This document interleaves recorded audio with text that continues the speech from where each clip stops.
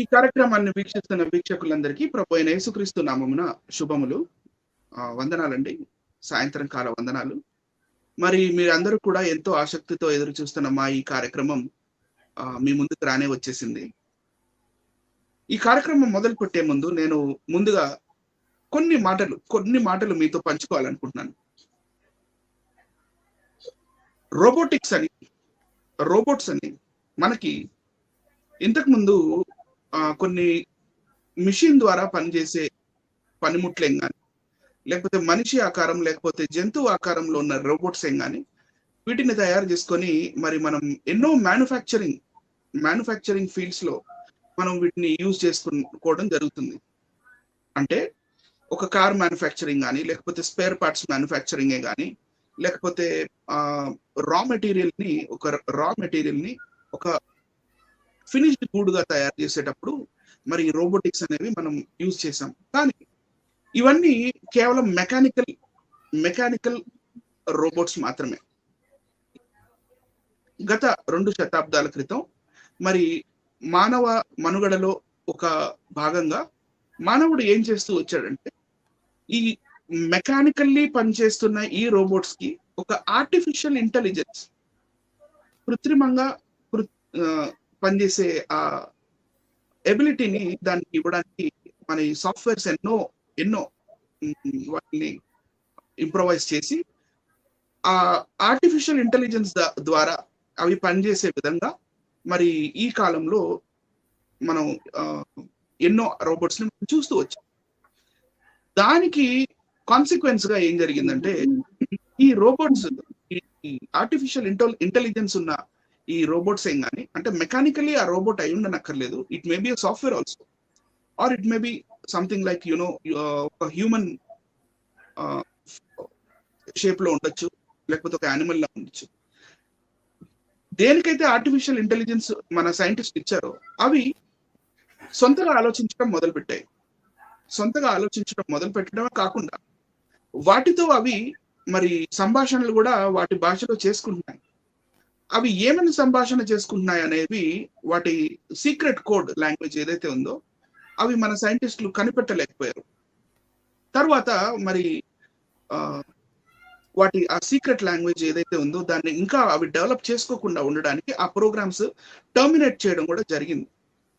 మరి మనం చూస్తూ ఉన్నాము ఈ మధ్యలో బ్యాంకింగ్ ఫ్రాడ్స్ ఏం కానీ, స్టాక్ ఎక్స్చేంజ్ లో ఫ్రాడ్స్ ఏం కానీ, ఇవన్నీ ఆర్టిఫిషియల్ ఇంటెలిజెన్స్ ద్వారా రోబోటిక్స్ యూజ్ చేసి ఈ ఇంటర్నెట్ కాలంలో, కంప్యూటర్ యుగంలో మరి ఎన్నో ఫ్రాడ్స్ కూడా మనకి ఈ ఆర్టిఫిషియల్ ఇంటెలిజెన్స్ ద్వారా జరగడం కూడా మనం వార్తల్లో ఎన్నో చూసాం కూడా.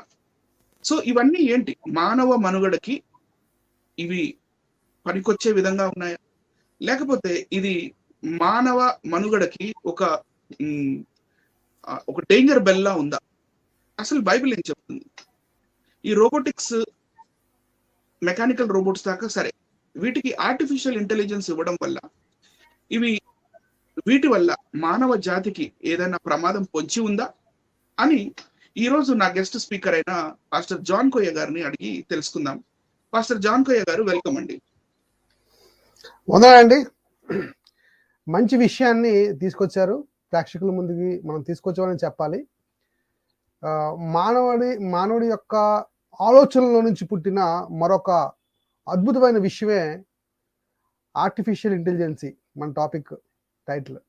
ఇప్పుడు ఇంతవరకు మీరు మాట్లాడిన విధానం మనం ఆలోచిస్తే నిజం, ఆర్టిఫిషియల్ ఇంటెలిజెన్సీ వాడుకొని చాలామంది లాభం పొందుతున్నారు. ఇది ఒక పెద్ద బిజినెస్ సంబంధించిన విషయం. ఎలా అంటారు, అసలు ఆర్టిఫిషియల్ ఇంటెలిజెన్స్ అంటే ఏంటో ప్రేక్షకులకి తెలియజేయాలనుకుంటున్నాను. మనకి సెల్ ఫోన్ ఉంది. ఈ సెల్ ఫోన్లో మనం ఏదైనా మెసేజ్ టైప్ చేస్తే, when we'll type something to communicate others, ఇతరులతో మనం కమ్యూనికేట్ చేయడానికి ఏదైనా టైప్ చేస్తే, విశాఖపట్నం అని టైప్ చేయక ముందే VISA అని కొడితే మొత్తం కిందన ఆటోమేటిక్గా ఏమొస్తుందంటే విశాఖపట్నం అని వచ్చేస్తుంది. గమనించాలి, ఆటోమేటిక్గా జరిగే పరిస్థితి. ఇంటర్నెట్లో ఏదైనా మనం స్పెల్లింగ్ తప్పు కొట్టినా సరే కిందనది ఆటోమేటిక్గా దానికి దానే ఏం చేస్తుందంటే కరెక్షన్ చేసుకొని చూపిస్తుంది, ఈ సైట్ మీరు ఎదుగుతున్నారా అని. అంటే మనతో మాట్లాడుతుంది డైరెక్ట్గా కంప్యూటర్ ఏం చేస్తుందంటే, ఆ సైట్ ఏం చేస్తుందంటే మనతో మాట్లాడుతుంది. ఏ సైట్ అయితే మనం వెతుకామో దానికి సంబంధించిన అడ్వర్టైజ్మెంట్ ఆటోమేటిక్గా అది మనకి డిస్ప్లే అవుతుంటుంది. సో ఇవన్నీ కూడా ఆర్టిఫిషియల్ ఇంటెలిజెన్స్కి సంబంధించిన విషయాలే అని మనం మొట్టమొదటగా జ్ఞాపకం చేసుకోవాలి. అంటే మనిషి డిపెండ్ అవుతున్నాడు దేని మీద? ఆర్టిఫిషియల్ ఇంటెలిజెన్స్ మీద డిపెండ్ అవుతున్నాడు. ఒకప్పుడు టేప్ రికార్డ్ ఆన్ చేయాలంటే ప్లే నొక్కాలి, మాన్యువల్గా ప్లే నొక్కాలి. ఇప్పుడు స్పీచ్ ఇస్తే చాలండి, ప్లే అంటే ప్లే అవుతుంది. మన ఒకప్పుడు టెలివిజన్ స్విచ్ వేస్తే వెలగడం, అలాగే అక్కడికి వెళ్ళి ఆన్ చేసుకుంటే ఆన్ అవడం అనేది మనకు తెలుసు. ఇప్పుడు రిమోట్ వచ్చింది, రిమోట్లో కూడా కొత్త ఆప్షన్ ఒకటి పెట్టాడు, ఏంటంటే స్పీచ్. అది రిమోట్లో ఒక ఆప్షన్ పెట్టాడు అనమాట. ఇలా ప్రెస్ చేస్తే ఏమవుతుందంటే మన మాట ద్వారా టీవీ ఆన్ అవుతుంది, నచ్చిన ప్రోగ్రామ్ కూడా వచ్చేస్తుంది. ఇది కూడా వన్ ఆఫ్ ది ఆర్టిఫిషియల్ ఇంటెలిజెన్స్కి సంబంధించిన ప్రోగ్రామ్. సో ఇలాంటి ప్రయోగాలు ఎన్నో ప్రతి వస్తువు మీద జరుగుతూ వస్తున్నాయి.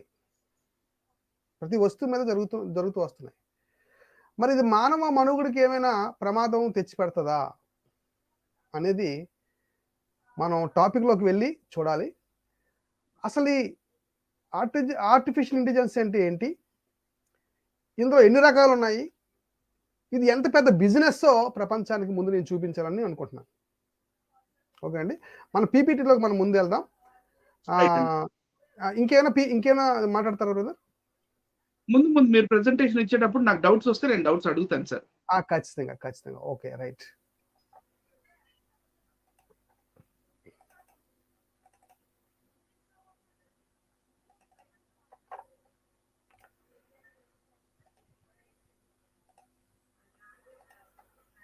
మీరు ఏదో వీడియో చూపిస్తా అన్నారు సార్. మధ్యలో చూపిస్తాను కదా, మధ్యలో ఎక్స్ప్లెయిన్ చేస్తూ మధ్యలో వస్తుంది అది. రైట్, కనబడుతుంది బ్రదర్ అందరికి? ఇలా ఓకే కదా? ఫుల్ స్క్రీన్ చేయండి, మనల్ని సైడ్కి వస్తుంది sir. Okay, right. Artificial intelligence వెనకాతల మన ఇద్దరు ఫొటోస్ వెనకాతల టెర్మినేటర్ సినిమాలో ఉన్న ఆ బొమ్మలు మీరు డిజైన్ చేశారు, మంచిగా డిజైన్ చేశారు అనిల్ గారు, థ్యాంక్ యూ. ఇప్పుడు దీనికి సంబంధించి ఎన్ని రకాల బిజినెస్లు జరుగుతున్నాయి ఈ ప్రపంచంలో అని మనం ఆలోచిస్తే, ఆర్టిఫిషియల్ ఇంటెలిజెన్సీ పేరు మీద విఆర్ టెక్నాలజీ అనే ఒక బిజినెస్ విపరీతంగా అన్ని ఏరియాల్లో ప్రపంచవ్యాప్తంగా జరుగుతుందండి. ఫస్ట్ ఏంటి? VR technology. చదువుతారు బ్రదర్? 1, 4, 5 చదవండి. ఇందులో నంబర్ 1 వచ్చేసి విఆర్ టెక్నాలజీ. ఓకే, రైట్ అండి. సెకండ్ వచ్చేసి Mark Zuckerberg new Facebook metaverse, ఎం అని మెటావర్స్. మనకి ఈ మెటావర్స్ ఈ మధ్య వాట్సాప్ లో కూడా వచ్చింది ఎం అని, రైట్ అండి. థర్డ్ వచ్చేసి HAARP, HAARP artificial climate change technology. Fourth వచ్చేసి artificial womb and artificial child birth. ఇది చాలా ఇంపార్టెంట్ అండి, artificial womb and artificial child birth. Fifth one వచ్చేసి రోబోటిక్స్ అంటే digitally improved robots, not mechanical robots. Correct. అంటే చూడండి ఎన్ని ఉన్నాయంటే 5 ఉన్నాయండి. ఇప్పుడు 5 ఉన్నాయండి. ఎన్ని బిజినెస్లేనండి, ఎన్ని వ్యాపారాలే. ఇవి మానవ మనుగడలో పూర్తి స్థాయిలో మనిషి వీటి మీద డిపెండ్ అయ్యే పరిస్థితిలో మనం ఉన్నాం అనేది ప్రపంచానికి తెలియదు. ఇప్పుడు మనం తెలియజేస్తున్నాం అండి దీన్ని. ఓకే, ఒక్కొక్కటి మనం చూసుకొని వస్తాం. ఫస్ట్ది ఇంకోటి విఆర్ అంటే ఏంటో చెప్తుండే, వర్చువల్ రియాలిటీ అండి. మీకు తెలుసు, ఆ కుర్చీలో కూర్చొనే ప్రపంచాన్ని చూపిస్తారండి. ఇక్కడ ఒక కుర్చీలో కూర్చొనే ప్రపంచంలో అన్ని ప్లేసులు మనం అందులోనే చూసేవచ్చు, అందులోనే తిరిగివచ్చు, అక్కడే అనుభవించవచ్చు. ఇది పబ్లిక్ గార్డెన్స్ లోను, పబ్లిక్ ఎగ్జిబిషన్స్ లోను, అలాగే కొన్ని మాల్స్ లో కూడా ఇవి ఏర్పాటు చేసి ఉన్నారు. చూసారా? ఇవన్నీ కూడా చూడరా? మన కంటి ముందుకే తీసుకొస్తున్నారు అన్ని కూడా, ప్రపంచాన్ని మన కంటి ముందుకు తీసుకొచ్చే ఒక టెక్నాలజీ. ఓకేనా, అంటే ఇంకెక్కడికి వెళ్లకుండా ఒక దగ్గర కూర్చొని అక్కడే అన్ని వీక్షించేటట్టుగా చేసే ఒక పరిస్థితి అన్నమాట. చూడండి ఇగో, చూసారండి ఈ విధంగా ప్రపంచం అంతా కళ్ళ కళ్ళ కళ్ళ దగ్గరికి. అంటే ఇది this itself says that it is virtual reality and virtuality. Virtuality real గా ఎదురుగా లేనిది వర్చువాలిటీ. సో అంటే ఇది మోసం అని కదా అర్థం. లేని దాన్ని కల్పించవద్దు, చూపించవద్దు అని బైబిల్ మాటకి ఇది విరుద్ధమే కదా. చూడండి ఇక్కడ ఎంతమంది ఇక్కడ చూడండి, ఇక్కడ చిన్న కింద మనం గమనిస్తే చూడండి ఎంతమంది కూర్చున్నారు చూడండి. ఇక్కడ టోటల్ చాలా మంది కనబడుతున్నారు. ఇక్కడ ఈ 2 కంపెనీలు ఇది వాడుతున్నారండి. చూడండి ఇది మ్యానుఫ్యాక్చరింగ్ చూడండి, మిత్తా, మైక్రోసాఫ్ట్, ఈ 2 కంపెనీలు. ఈ మెటా అనేది ఆల్మోస్ట్ అన్ని ఈ యాప్స్ నడిపిస్తున్న, ఈ సాఫ్ట్వేర్స్ నడిపిస్తున్న, లేకపోతే ఆపరేటింగ్ సిస్టమ్స్ నడిపిస్తున్న కంపెనీస్ అన్ని ఈ మెటాని కొనేసాయి. మన వాట్సాప్ కూడా ఇప్పుడు ఇదే కొనిందండి. మన వాట్సాప్ ఓపెన్ చేసినప్పుడు మీరు ఓపెన్ చేసినా కానీ ఇదే కనబడుతుందండి మనకి, రైట్. నెక్స్ట్ చూడండి ఇగో క్లాస్ రూమ్స్, పిల్లలు ఒక క్లాస్ రూమ్స్ లో కూడా అప్పుడు అంతా డిజిటల్ అండి. చూడండి డిజిటల్, మొత్తం అంతా డిజిటల్. ఇప్పుడు టీచర్ కూడా అవసరం లేదండి, బొమ్మ టీచర్ వచ్చి, అంటే కంప్యూటర్ టీచర్ వచ్చి ఎక్స్ప్లెయిన్ చేస్తుందండి పిల్లలకి. కింద ఫోటోని కొంచెం జూమ్ చేసి చూపించండి సార్. కింద ఫోటో జూమ్ చేస్తే తెలిసిపోద్ది, రైట్. ఎస్ చూడండి కింద చూడండి క్లాస్ రూమ్స్ లో టీచర్ డైరెక్ట్ గా, అంటే టీచర్ లాగా వచ్చి డైరెక్ట్ గా ఎక్స్ప్లెయిన్ చేస్తారు. రైట్ సైడ్ ఆల్సో చూడండి ఇందులోనే క్లాసులు అండి, అన్ని క్లాసులు ఇందులోనే. ఇది ఫ్యూచర్ లో మనకి నెక్స్ట్ స్కూల్స్ ఇవేనండి. అంటే రియల్ గా టీచర్ లేదు, ఎదురుగా టీచర్ ఉండరండి, ఎదురుగా టీచర్ ఉండరండి. టీచర్ పేరు మీద మాయ చేస్తారనమాట. ఈ విధంగా ఇది ఒక బిజినెస్ అండి, రైట్. చూడండి ఆల్రెడీ మనకి ఇది హోటల్స్ లో ఆల్రెడీ పైనుంచి అక్కడి నుంచి అన్ని ఆపరేటింగ్ అంతా అక్కడి నుంచి పైనుంచి ఉంటది. ఇదంతా కూడా చూడండి ఇగో మనం ఆడొచ్చండి గేమ్స్. గేమ్స్ కూడా ఇక్కడ ఆడొచ్చు. చూడండి ఇక్కడ చూడండి మనం ఉంటాం కానీ మనం ఎవరితో ఆడొచ్చు అంటే లేని ఒక వ్యక్తితో ఆడొచ్చు. మనం ఆడొచ్చండి. చూడండి ఇక్కడ చూడండి లేని ఒక వ్యక్తితో మనం ఏం చేస్తున్నాం అంటే, ఇక్కడ మనిషి ఏం చేస్తున్నాడంటే ఫైట్ చేస్తున్నాడు అనమాట లేని వ్యక్తితో, రైట్. చూడండి ఇదంతా చూడండి, రైట్. చూడండి చూసారండి ఇక్కడ కింద చూడండి తినడం కూడా ఈయన ఈ కురవాడు ఈ ఫోటోలో మనకి, అంటే ఇది తినడం కూడా ఇంకా ఊహించుకుంటారు కొన్ని రోజులకి ఏమైపోద్ది అంటే పరిస్థితి, భోజనం చేయడం కూడా ఇంక ఊహల్లోకి తీసుకెళ్ళిపోతుంది. అనేకమైన జబ్బులకు కూడా ఇది కారణం అవుతుంది, గమనించాలి. పిల్లలు పాడైపోవడానికి అనేకమైన జబ్బులకు కూడా ఇది కారణం అవుతుంది. చూడండి ఈయన యాక్చువల్ తినట్లేదండి, కానీ తినే ఫీలింగ్ ని వీళ్ళు ఆ కంటి ద్వారా రప్పిస్తున్నారు అనమాట. చూడండి ఆ విజువల్ ద్వారా రప్పిస్తున్నారు. చూడండి ఇలాంటి విజువల్ ద్వారా తినే ఫీలింగ్ ని రప్పిస్తారు అనమాట, గమనించాలి.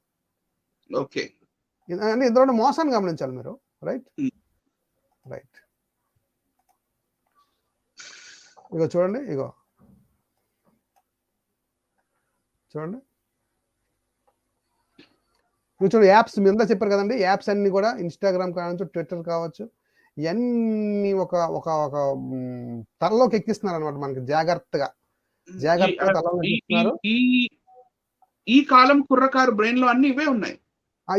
ఈ కాలం కుర్రకారుకి బ్రెయిన్ లో అన్ని ఇవే ఉన్నాయి. ఓకేనా.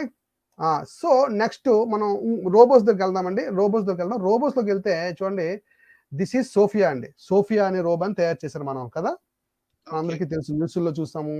మన లోకేష్ గారు కూడా ఒకసారి వచ్చి ఈ రోబోతో మాట్లాడారు. విల్ స్మిత్ గారు ఐ రోబో మూవీలో నటించిన హీరో గారు వచ్చి కూడా ఈ రోబోతో విశాఖపట్నంలోనే మాట్లాడారు. నాకు తెలుసు. ఇక్కడ హోటల్లోకి వచ్చారు ఆయన. ఈ రోబోతో మాట్లాడారు. ఈ రోబో ఒక జోక్ వేస్తూ ఏమందంటే, నేను మానవ జాతిని నాశనం చేస్తాను అని ఒక జోక్ వేసిందండి. అంటే విషయం ఏంటంటే జోకేం కాదు యాక్చువల్లీ, కానీ ప్రపంచం జోక్ అని చెప్తుంది. అది జోకులు జోక్ దాకేనా లేకపోతే అందులో ఏదైనా మర్మం ఉందా? అందులో మర్మం ఖచ్చితంగా ఉందండి. ఎందుకంటే అవి ఆలోచించడం అనేది మొదలు పెడుతున్నాయి అనేది సంగతి చూడండి. ఇదిగో సోఫియా అండి, ఈవిడ సోఫియా. ఆహ్, ఆహ్, మనిషిని ఎప్పుడైనా సరే ఇలా లీడ్ చేయాలి, మేమే లీడ్ చేయాలనే ఆలోచనలో రోబోట్స్ ఉన్నాయనేది మీకు ఒక వీడియో చూపిస్తాను. ఇప్పుడే చూపించాలి. చూడండి ఇక్కడ ఎన్ని రోబోట్స్ తయారవుతున్నాయి అంటే, ఇప్పుడు ఇది మూవీలో తీసానండి నేను అంటే మీకు అర్థం అవ్వడానికి, ప్రపంచానికి అర్థం అవ్వడానికి చూపిస్తున్నానండి. ఓకేనా? సరే. చూడండి ఇగో మనలాగా మన ఇండియాది కాబట్టి ఇండియన్ ఇక్కడే జరిగింది కాబట్టి ఇక్కడ సైంటిస్టులు ఎక్కువగా దీంట్లో పాల్గొన్నారు ఈ టీంలో. చూడండి శారీ కూడా కట్టారు చూసారా సోఫియాకి. సోఫియా అనే రోబోకి శారీ కూడా కట్టారు. రాబోయే కాలంలో ఎక్కువ శాతం రోబోట్స్ తయారు చేయడానికి ప్రణాళిక ఉందండి. ఎక్కువ శాతం రోబోట్స్ తయారు చేయడానికి ప్రణాళిక ఉంది. ఇదొక రోబో అండి. ఈ రోబో ఏమని చెప్పిందంటే this is a robot really చదువుతారా బ్రదర్ అక్కడ ఉన్నది? Okay. Even if I evolve into Terminator, I'll still be nice to you. I'll keep you warm and safe in my people zoo. అంటే ఈ robots కూడా ఒక zoo తయారు చేసుకో ఉంటాయి. ఆ జూలో ఈ మానవుల్ని నేను సేఫ్ గా పెడతాను అని అన్నాడండి. సేఫ్ గా ఉంచుతాడంట, కానీ ఎందులో ఉంచుతాడంట? జూలో ఉంచుతాడంట. యాక్చువల్లీ జూలో ఉండవలసింది ఏంటంటే జంతువులు ఉండాలి, కానీ మనిషిని జూలో పెడతాను అనే ఒక స్టేట్మెంట్ ఒక రోబో ఇస్తుందండి. గమనించాలి. అంటే వాటి ఆలోచన ఎదిగింది అని చెప్పచ్చు. చూడండి ఇక్కడ ఒక చెస్ ఛాంపియన్ అండి, ఒక చెస్ ఛాంపియన్, ప్రపంచాన్ని గడగడలాడించిన ఒక చెస్ ఛాంపియన్ రోబోట్స్ చేతిలో ఓడిపోయాడండి. రోబోట్స్ కి కొన్ని ప్రోగ్రామ్స్ ఇవ్వడం జరిగిందండి, కొన్ని ప్రోగ్రామ్స్ నాకు నేర్పడం జరిగింది చెస్ కి సంబంధించి. మనం చూపిస్తాను ఇక్కడ నుంచి. చెస్ కి సంబంధించి కొన్ని ప్రోగ్రామ్స్ లోడ్ చేయడం జరిగిందండి. లోడ్ చేయగానే అది ఏం చేసిందంటే నేర్చుకుందండి, చెస్ ఎలా ఆడాలో నేర్చుకుంది. ఇది కంప్యూటర్కి దానికి ప్రోగ్రామ్ అప్లోడ్ చేసిన తర్వాత అది ఎలా ఆడాలని నేర్చుకుంది. అలాగే రకరకాల టెక్నిక్ సంబంధించిన ఎన్నో గేమ్స్, పాత గేమ్స్ అన్నింటినీ ఫీడ్ చేశారండి. ఫీడ్ చేసిన వెంటనే అది ఏం చేస్తుందంటే అప్డేట్ అయిపోతుందంట. అది అప్డేట్ అయిపోయిన తర్వాత ఒక కంక్లూజన్కి వచ్చిన తర్వాత ఈ ప్రపంచ ఛాంపియన్తో ఆయన కంప్యూటర్ని కూర్చోబెట్టారండి. కంప్యూటర్ ముందు ఈయన గేమ్ ఆడాడు అనమాట. చెస్ గేమ్ ఆడినప్పుడు వితిన్ కొన్ని మినిట్స్లోనే ఏం చేసిందంటే ఆ వ్యక్తిని, ప్రపంచ ఛాంపియన్ గా ఉన్న ఆ చెస్ ప్లేయర్ని ఏం చేసిందంటే ఈ కంప్యూటర్ ఓడించిందండి. That too way before the stipulated time period. Yes within కొన్ని మినిట్స్ లోనే ఏం చేసిందంటే ప్రపంచ ఛాంపియన్ ఏం కాకుండా వాడించిందంటే they are very very fast. నేర్చుకోవడంలో చాలా ఫాస్ట్ గా ఉన్న ఆ ప్రోగ్రామ్ ఎప్పుడైతే ఆర్టిఫిషియల్ ఇంటెలిజెన్స్ అనే ప్రోగ్రామ్ ఎప్పుడైతే వీళ్ళు అప్లోడ్ చేస్తున్నారో సిస్టంలో అప్లోడ్ చేస్తున్నారో, అప్లోడ్ చేసిన వెంటనే ఏం చేస్తున్నాయంటే అవి నేర్చుకోవడం మొదలవుతాయండి. నేర్చుకోవడమే కాకుండా అప్డేట్ అయిపోతుంది ఎప్పటికప్పుడు అప్డేట్ అయిపోయి అది మనిషి కంటే చాలా వేగంగా ఆలోచిస్తున్నాయి అనేది ప్రపంచానికి ఒక పాయింట్ అర్థమైందండి. ఇప్పుడు ఒక వీడియో మీకు చూపిస్తాను, జాగ్రత్తగా ప్రపంచం చూడాలి. రైట్?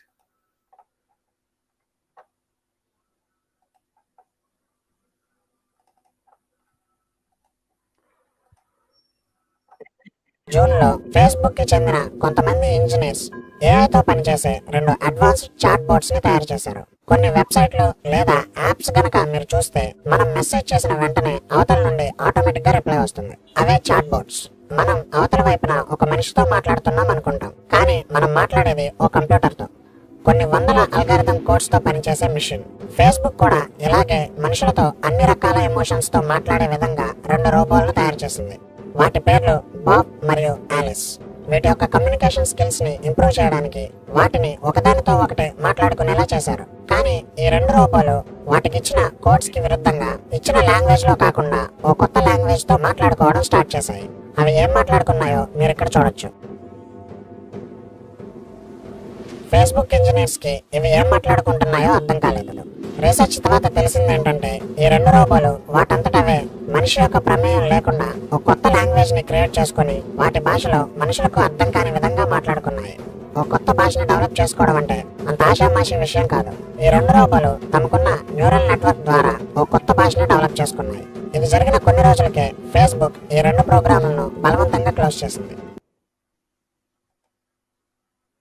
సార్ మీకు ఏం అర్థమైంది సార్?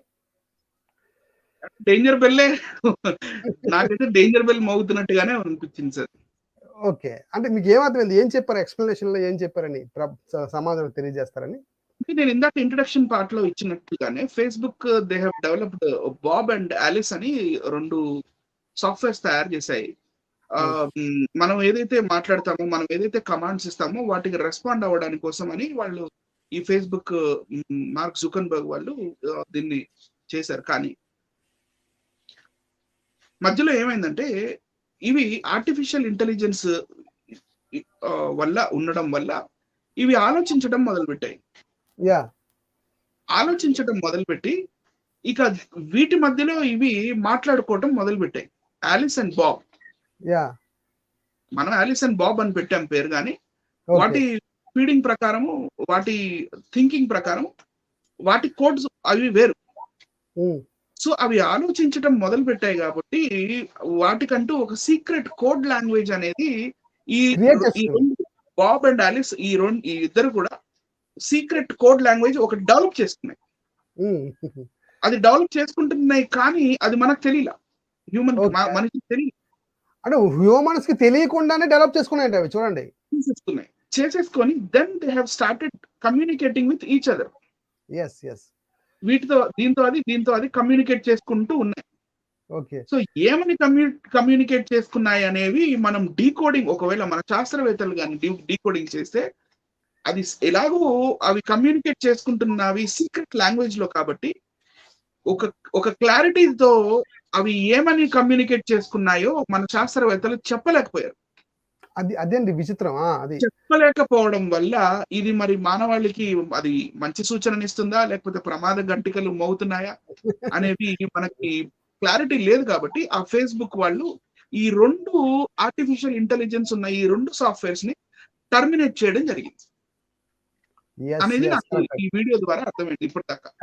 కరెక్ట్ అండి. మీరు చెప్పింది ఎక్సలెంట్ గా చెప్పారు. మీరు పర్ఫెక్ట్ గా అబ్జర్వ్ చేసి మనం ఇంకా ముందుకు వెళ్ళిపోదాం అండి సిస్టమ్ లో. మనం ఇంకా ముందుకు వెళ్ళిపోదాం. రైట్. తర్వాత నెక్స్ట్ అంటే అది అర్థం అవడానికి మీకు చెప్పాను. ఆ చెస్ ప్లేయర్ ఏమంటే ఓడిపోయాడండి ఇక్కడ మనకి. రైట్. ఇది కూడా అండి చదువుతారా బ్రదర్? ఇది చదువుతానండి. సేమ్ ఇప్పుడు చెప్పింది. Facebook CEO mark Zuckerberg dismissed Elon Musk's doomsday warning as irresponsible. However, he might have to change his mind after what just happened at Facebook headquarters. Facebook was forced, indaka cheppinde, Facebook was forced to shut down 2 artificial intelligence robots after it appeared they were speaking to each other in a strange language. Okay. ఒకదాంతో ఒకటి అది మన మానవులు decode చేయలేని ఒక strange language లో అవి మాట్లాడుకుంటూ ఉన్నాయి. Only they understood.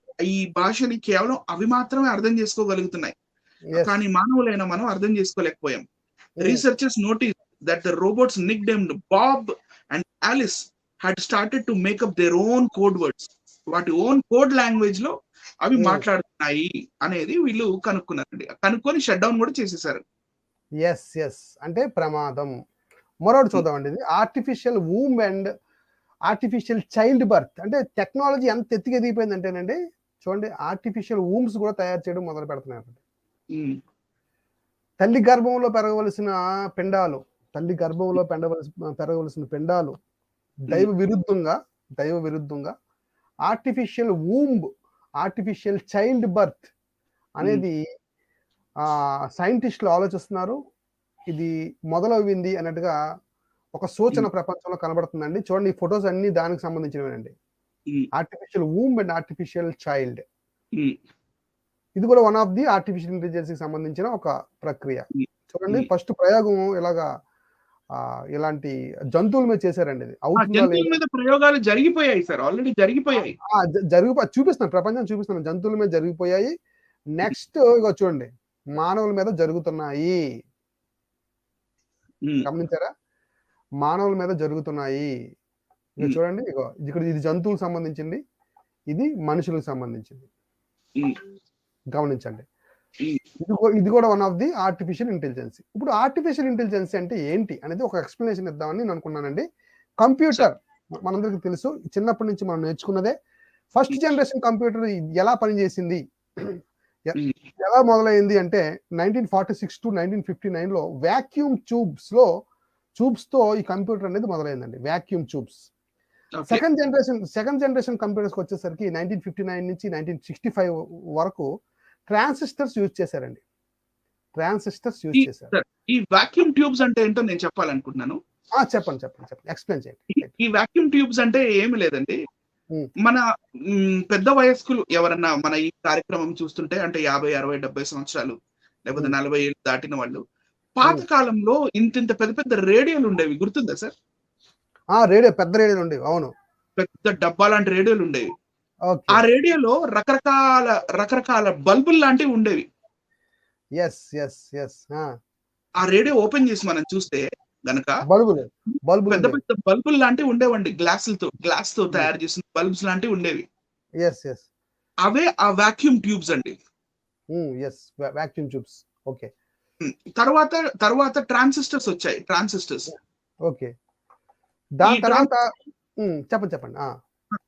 దాని తర్వాత థర్డ్ జనరేషన్ వచ్చేసి 1965 నుంచి 1971 ఆ 6 years కాలంలో ఐసి బోర్డ్స్ అనేవి వచ్చాయి. Integrated circuit boards. అంటే ట్రాన్సిస్టర్ తో ఒక సర్క్యూట్ మనం ఎలాగైతే ఒక క్లోజ్డ్ సర్క్యూట్ మనం అంటే ఇది మ్యాథ్స్, ఫిజిక్స్, ఎలక్ట్రానిక్స్ లేకపోతే ఎలక్ట్రానిక్స్ స్టూడెంట్స్ కి అర్థమవుతుంది ఈజీగా. ట్రాన్సియంట్ రెస్పాన్స్ అంటే ఏంటి, బయాస్డ్ రెస్పాన్స్ అంటే ఏంటి, లేకపోతే ఈ రెసిస్టర్స్ ఎలా మనం వాడతాము, ఆ రెసిస్టర్స్ ఎలా క్యాల్కులేట్ చేసి దాని పవర్ ఏంటి, దాని రెసిస్టెన్స్ ఎంత అని తెలుసుకోవాలంటే B B ray, Great Britain, very good wife, ఇవన్నీ స్టూడెంట్స్ కి కానీ ఇవన్నీ మళ్ళీ అంటే మనం ఇప్పుడు ఎలాగో ఫిజిక్స్ క్లాస్ లాగా చెప్తున్నాం అండి. ఫిజిక్స్ అండ్ ఎలక్ట్రానిక్స్ సంబంధించిన క్లాస్ చెప్తున్నాం. ఆల్రెడీ ఐటీ సంబంధించిన క్లాస్ అనొచ్చు ఒక మాటలో చెప్పాలంటే. మనం ఏ సబ్జెక్ట్ చెప్పినా అకాడమిక్ గానే చెప్పామని నేను నమ్ముతున్నాను. సో దాన్ని ఎలా కలర్ కోడింగ్ బట్టి దాని రెసిస్టెన్స్ ఎలా అంటే B B, Great Britain, very good wife అని అది కోడింగ్ ఉంటుంది. ఆ కోడింగ్ ని బట్టి మనం కలర్ కోడింగ్ ని బట్టి మనం వాటి రెసిస్టెన్స్ ని మనం చూసుకోవచ్చు. ఆ తర్వాత మెల్లిమెల్లిగా ఇంటిగ్రేటెడ్ సర్క్యూట్ బోర్డ్స్ వచ్చాయి. ఇంటిగ్రేటెడ్ అంటే 4-5 సర్క్యూట్ బోర్డ్స్ ఒకే బోర్డు మీద ఉండడం. Integrated connection of 1 to 4 or else more circuits. ఇవన్నీ మనం మన ఇంట్లో ఉన్న రేడియోలు కానీ పాతవి ఏమన్నా ఎలక్ట్రానిక్ వస్తువులు ఓపెన్ చేస్తే కనపడుతుంటాయి మనకి ఐసీ బోర్డ్స్. ఐసీ పోయిందండి అంటారు కదా. ఐసీ పోయింది అంటారు కదా. అదేనండి. Fourth generation of computers. ఇకపోతే ఫోర్త్ జనరేషన్ ఆఫ్ కంప్యూటర్స్ 1971 నుంచి 1980 వరకు మైక్రో ప్రొసెసర్ బేస్డ్ అండి. ఇప్పుడు మనకు ఉన్నది ఇదేనండి, మైక్రో ప్రొసెసర్ అంటారు కదా. లోపల మన కంప్యూటర్స్ లో ఉన్నదంటే ఇదే. ఇక ఫిఫ్త్ జనరేషన్ కంప్యూటర్స్ 1980 నుంచి మనం మొదలైంది. ఇది మైక్రో ప్రొసెసరే, కానీ యుఎల్ఎస్ఐ. మన ప్రజెంట్ ఉన్నది విఎల్ఎస్ఐ. చిన్న డిఫరెన్స్ ఉంది. ఫిఫ్త్ జనరేషన్ కంప్యూటర్స్ అంతా కూడా ఆర్టిఫిషియల్ ఇంటెలిజెన్స్ సంబంధించిందండి. ఇప్పుడు మీరు చెప్పండి. అదే ఇట్స్ డన్. అంటే ఇప్పుడు ఏంటంటే ఇప్పుడు మనం ఇంకా ఎంత ఆధునికత వైపు వెళ్తుంటే అంతంత ఈ మైక్రో ప్రాసెసర్స్, మైక్రో అంటేనే మనకి మైక్రో అంటే చిన్నది, మ్యాక్రో అంటే పెద్దది, ఓకే, మైక్రో అంటే చిన్నది, చిన్న స్మాల్ వన్. సో ఇది మైక్రో సైజ్ అంటే వెరీ స్మాల్ సైజ్ అయిపోయి ఇంకా చాలా క్లిష్టమైన సర్క్యూట్ బోర్డ్స్ అన్నమాట. క్లిష్టమైన ఇంటిగ్రేటెడ్ సర్క్యూట్ బోర్డ్స్ అన్ని ఒక్క మైక్రో ప్రాసెసర్ లో పెట్టి వాటిని ప్రాసెస్ చేస్తూ వస్తున్న ఈ జనరేషన్స్ గురించి చెప్పారండి మీరు. ఎస్, కరెక్ట్ అండి. ఇది కంప్యూటర్ జనరేషన్స్ అందరికీ తెలిసిన విషయం. ఇది ఆల్రెడీ చిన్నపిల్లల దగ్గర నుంచి పెద్దల వరకు కంప్యూటర్ సైన్స్ ఎవరు నేర్చుకున్నా సరే ఖచ్చితంగా ఫస్ట్ క్లాస్ ఇదే, మొట్టమొదటి క్లాస్ ఇదేనండి. రైట్. ఇక్కడ నుంచి నేను ఏం చెప్పాలనుకున్నానంటేనండి, జాగ్రత్తగా ఉండాలి. దానియేలు గ్రంథం 2వ అధ్యాయం 43లో ఇక్కడ ఒక పదజాలాన్ని ప్రభువు వాడారండి, తండ్రి వాడారు. అదేంటంటే ఒకసారి చదువుతారా? 43 చదువుతారా బ్రదర్? చదువుతాను సార్. చదవండి. దానియేలు గ్రంథం 2వ అధ్యాయము 43వ వచనం. ఓకే. ఇనుమును బురదయు మిళితమై ఉండుట తమరికి కనపడెను. అటువలే మనుష్య జాతులు మిళితములై ఇనుము మట్టితో అతకనట్లు వారు ఒకరితో ఒకరు పొసగక యుందురు. ఇక్కడ ఒక మనుషుల జాతులకు సంబంధించి ఒక విషయం చెబుతూ, కొన్ని జాతులు ఉంటాయి, ఆ 2 జాతులు పొసగవు అని చెప్పి ఒక పదాన్ని వాడారు. దానికి ఎగ్జాంపుల్గా ఏం వాడారంటే ఇనుము బురద మిళితమై కనబడినా అవి ఒకదానికొకటి కనెక్ట్ అవ్వవు అని ఒక రెఫరెన్స్ మనకి కనబడుతుందండి పైన దానియేలు గ్రంథంలో. ఓకేనా బ్రదర్? అంటే బురద మట్టి అనొచ్చు, బురద అనొచ్చు, అలాగే ఇనుము. ఓకేనా? ప్రపంచ మానవాళ్ళు ఇనుము ఎప్పుడైతే మొదలైందో, ఇనుము అనేది ఎప్పుడైతే వచ్చిందో ప్రపంచానికి, అది ఒకటి కల్టివేషన్ కోసం, 2 ఆయుధాలకి ఉపయోగపడ్డాయండి బాగా. ఇనుము అనేది మానవ మనుగడలో ఒకటి కల్టివేషన్ అంటే దాన్ని ఏమంటారు, అగ్రికల్చర్, అదే పంటలు పండించడానికి వాటికి రకరకాల వ్యవసాయానికి బాగా ఉపయోగపడ్డాయండి ఆదిలో. దాని తర్వాత ఆయుధాలు తయారు చేయడానికి ఉపయోగపడ్డాయి ఇనుము. యోబు గ్రంథము 20వ అధ్యాయం 24వ వచనం 25వ వచనం మనం చదివితే, ఇనుప ఆయుధము తప్పించుకుంటకై వారు పారిపోగా ఇత్తడి విల్లు వారి దేహముల గుండా బాణములను పొడుచును, అది దేహములను చీల్చి వారి శరీరములో నుండి వచ్చును, అది బయట తీయగా వారి శరీరముల నుండి పైత్యపు తిత్తు వచ్చును, మరణ భయము వారి మీదకు వచ్చును. దీన్ని మనం ఎలా కనెక్ట్ చేయొచ్చు దీనికి? మన టాపిక్ ఎలా కనెక్ట్ చేయొచ్చో నేను చెప్తాను, జాగ్రత్తగా వినాలి. ఇది ఈ రెండు రిఫరెన్స్ ఎందుకు తీసుకున్నానంటే ఇనుముతోని పరికరాలు తయారు చేస్తారండి, చాలా పరికరాలు తయారు చేస్తారు. ఓకేనా? అంటే ఈ ఇనుముతో మనం వాడే ప్రతి పరికరం వచ్చిందండి ప్రపంచంలో. ఎగ్జాంపుల్ ఒక కార్ ఉందనుకోండి, కార్. ఓకేనా? కార్ ఎంత తయారు చేస్తారు? అందులో ఇనుము వాడతారు కదా. అలాగే మనకు బండి ఉంది, బండి కూడా అది కూడా ఐరనే కదా. రైట్. మనిషి ఎందులోంచి వచ్చాడు? మట్టిలోంచి వచ్చాడండి మనిషి. ఈ మట్టిలోంచి వచ్చిన మనిషి ఈ ఇనుముని వాడుతున్నాడు. బాగా గమనించాలి, ఇనుముని వాడుతున్నాడు. వీళ్ళిద్దరూ పొసగురు అని దానియేలు చెప్తుంది.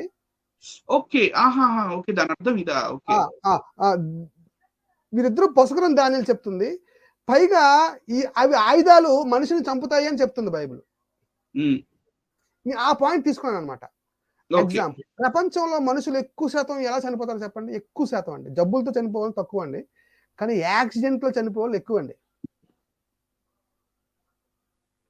యాక్సిడెంట్ కారణాలు ఏంటంటారు చెప్పండి? ఇనుము కదా. అంటే కార్ యాక్సిడెంట్ అయిందండి, శుభ్రంగా గుజ్జు అయిపోద్ది కారు. ఆ కారులో ఉన్నాడు ఏమైపోతాడు? శుభ్రంగా చనిపోతాడు, యాక్సిడెంట్ అయిపోతాడు. అలాగే బండి ఉంది, బండి ఐరనే. అంటే ఐరన్ ఏం చేస్తుందంటే మనకు తెలియకుండానే ఐరన్ ఏం చేస్తుందంటే మానవ జాతిని సగం నాశనం చేస్తుంది. ఎక్కువ పర్సెంట్, నాకు తెలిసి 60% మనుషులందరూ యాక్సిడెంట్ లో చనిపోతున్నారని నాకు ఒక టాక్. నిజమంటారా? ఈ రోజు కూడా ఒక యాక్సిడెంట్ అయిందిగా. చాలా యాక్సిడెంట్లు అవుతున్నాయండి. కంబైన్డ్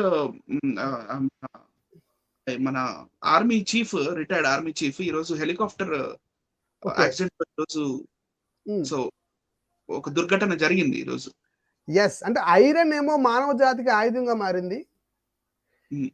ఈ మానవ జాతికి ఈ ఐరన్ కి ఏదో వైరం ఉన్నట్టుగా కనబడుతుంది. నా పాయింట్ మీరు అర్థం చేసుకోవాలి ఇక్కడ మీకు. అంటే వాళ్ళిద్దరు మనుషులు పొసగురు అనే దానికి ఎగ్జాంపుల్ గా దేవుడు దేని వాడాడు? ఐరన్ అలాగే బురద వాడాడు. అంటే ఇప్పుడు రోబోస్, నా ప్రశ్న ఏంటంటే, ఇప్పుడు రోబోస్ ఎందులోంచి వచ్చాయి? రోబోస్ ఎందులోంచి వస్తాయండి? రోబోస్ తయారు చేసి ఒక రోబోని తయారు చేసి అనుకోండి, మెటాలిక్ రావాల్సిందే. అదొక మెటల్ కనుక మనం మట్టిలోంచి వచ్చాం కదా. మానవ జాతి మట్టిలోంచి వచ్చిందని బైబిల్ చెప్తుంది. సో ఖచ్చితంగా ఈ రోబోస్ కి మానవ జాతికి వైరం ఖచ్చితంగా తప్పదు అని ఒక సూచన బైబిల్ ఇస్తుంది అనేది నా కంక్లూజన్ అండి ఇక్కడ. అంటే నా study, this is my own study. ఓకేనా? అంటే మానవ జాతికి ఇనుముకి ఉన్న రిలేషన్ మనం ఆలోచిస్తే ఈ ఇనుము మానవ జాతిని నాశనం చేస్తుంది అనేది మనం అర్థం చేసుకోవాలి. అలాగే మనం రోబో అనే మూవీలో కూడా శంకర్ గారు ఒక పాట రాయించారండి, ఇనుములో హృదయము మొలిచింది అని. బ్రదర్ కూడా ఒక ఆయన కామెంట్ పెట్టారు కింద. ఏమండి? అంటే గమనించాలి ఇక్కడ. అంటే ఈ రెండు రిలేషన్ ఈ పొసగవు అని బైబిల్ చెప్తుంది. పొసగవు అంటే ఇనుములో హృదయం మొలవటం అనేది అది ఇంపాసిబుల్. అది ఇంపాసిబుల్. అది పొసగవు. అది అసలు అవ్వదు అసలు. ఇప్పుడు మనం నెక్స్ట్ చూద్దామండి. ఇంకా ఎక్స్ప్లెనేషన్కి వెళ్తాను, నీట్ ఎక్స్ప్లెనేషన్కి వెళ్తాను. జాగ్రత్తగా అర్థం చేసుకోండి. ఇక్కడ చూడండి, మైక్రో చిప్స్. దీనికి అంతటికి ఇంటిగ్రేటెడ్ సర్క్యూట్స్ అన్నారు కదా మీరు. So that is one of the micro chip అండి. ఓకే. ఫర్ ఎగ్జాంపుల్ మనం ఇంకా లో లెవెల్ లాంగ్వేజ్ లో మాట్లాడాలంటే మెమరీ చిప్, మెమరీ కార్డ్ అనొచ్చు. మెమరీ కార్డ్ అనుకుందాం. ఓకే. అంటే కొంత ఇన్ఫర్మేషన్ ని స్టోర్ చేసే కెపాసిటీ ఉన్న చిన్న పరికరము. ఓకే. డాక్యుమెంట్ కానీ ఇన్ఫర్మేషన్ కానీ స్టోర్ చేయగలం. ఒకప్పుడు అండి మనం చూపిస్తాం. ఒకప్పుడు ఫైల్స్ లో స్టోర్ చేసేవారు. ఫైల్స్ కదా. మనం ఏం చేసేవారు, బుక్ బైండింగ్ పెట్టి ఫైల్స్, ప్రతి ఆఫీసుల్లో బోల్డ్ ఫైల్స్ ఉంటాయి. పెద్ద ర్యాక్స్ ఉండి ర్యాక్స్ మీద బోల్డ్ ఫైల్స్ ఉంటాయి. ఇప్పుడు ఎందులో చేస్తున్నారు, ఫైల్ చేసుకుంటున్నారు అనమాట.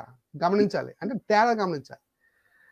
ఇప్పుడు కంప్యూటర్లో ఫీడ్ చేయాలంటే ఒక చిన్న చిప్ ఉండాలి. దాన్నే మైక్రో చిప్ అంటారు. రైట్, మైక్రో చిప్ అంటారు. ఇదిగో చూడండి. రైట్. ఓకే. ఈ మైక్రో చిప్ దేంతో తయారవుతుందో చూద్దామండి. ఇప్పుడు చదువుతారా బ్రదర్? ఇవి సిలికాన్ తో తయారవుతుందా? సిలికాన్ ఉండాలి. సిలికాన్ మనకి పీరియాడిక్ క్లాసిఫికేషన్ టేబుల్ ఉంటుంది కదా, కెమిస్ట్రీ పిల్లలకి తెలుసు. తెలుసండి. మైక్రో చిప్స్ ఇక్కడ చదువుతానండి. Micro chips are printed on silicon wafers which are made from silica sand. Okay. Silica sand. ఇక్కడ శాండ్ అనే పదం నేను హైలైట్ చేశాను, బాగా గమనించాను. శాండ్ అనే పదం హైలైట్ చేశాను. అంటే శాండ్ కి ఏంటుంది అంటే ప్రకృతిలో ఉన్నది శాండ్ కదా. ప్రకృతిలో ఒక భాగమే శాండ్ అండి. ఈ శాండ్ కి ఏంటుందో ప్రభు వారు చెప్తున్నారు. చూడండి, మార్కు సువార్త అధ్యాయం 6:11 చదువుతారా బ్రదర్? చూపించండి ఒకసారి స్క్రీన్ మీద. స్క్రీన్ మీద చూపించాను కదా, చూపించలేదా? రావట్లేదా స్క్రీన్ మీదకి? ఒక్కసారి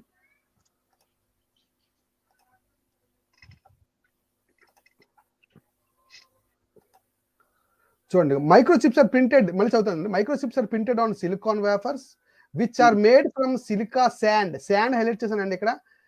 ప్రకృతిలో ఒక భాగం శాండ్ కదా. ఇప్పుడు ప్రభు వారు ఏమంటున్నారు చూద్దామండి. మార్కు సువార్త 6:11 చదవండి కదా.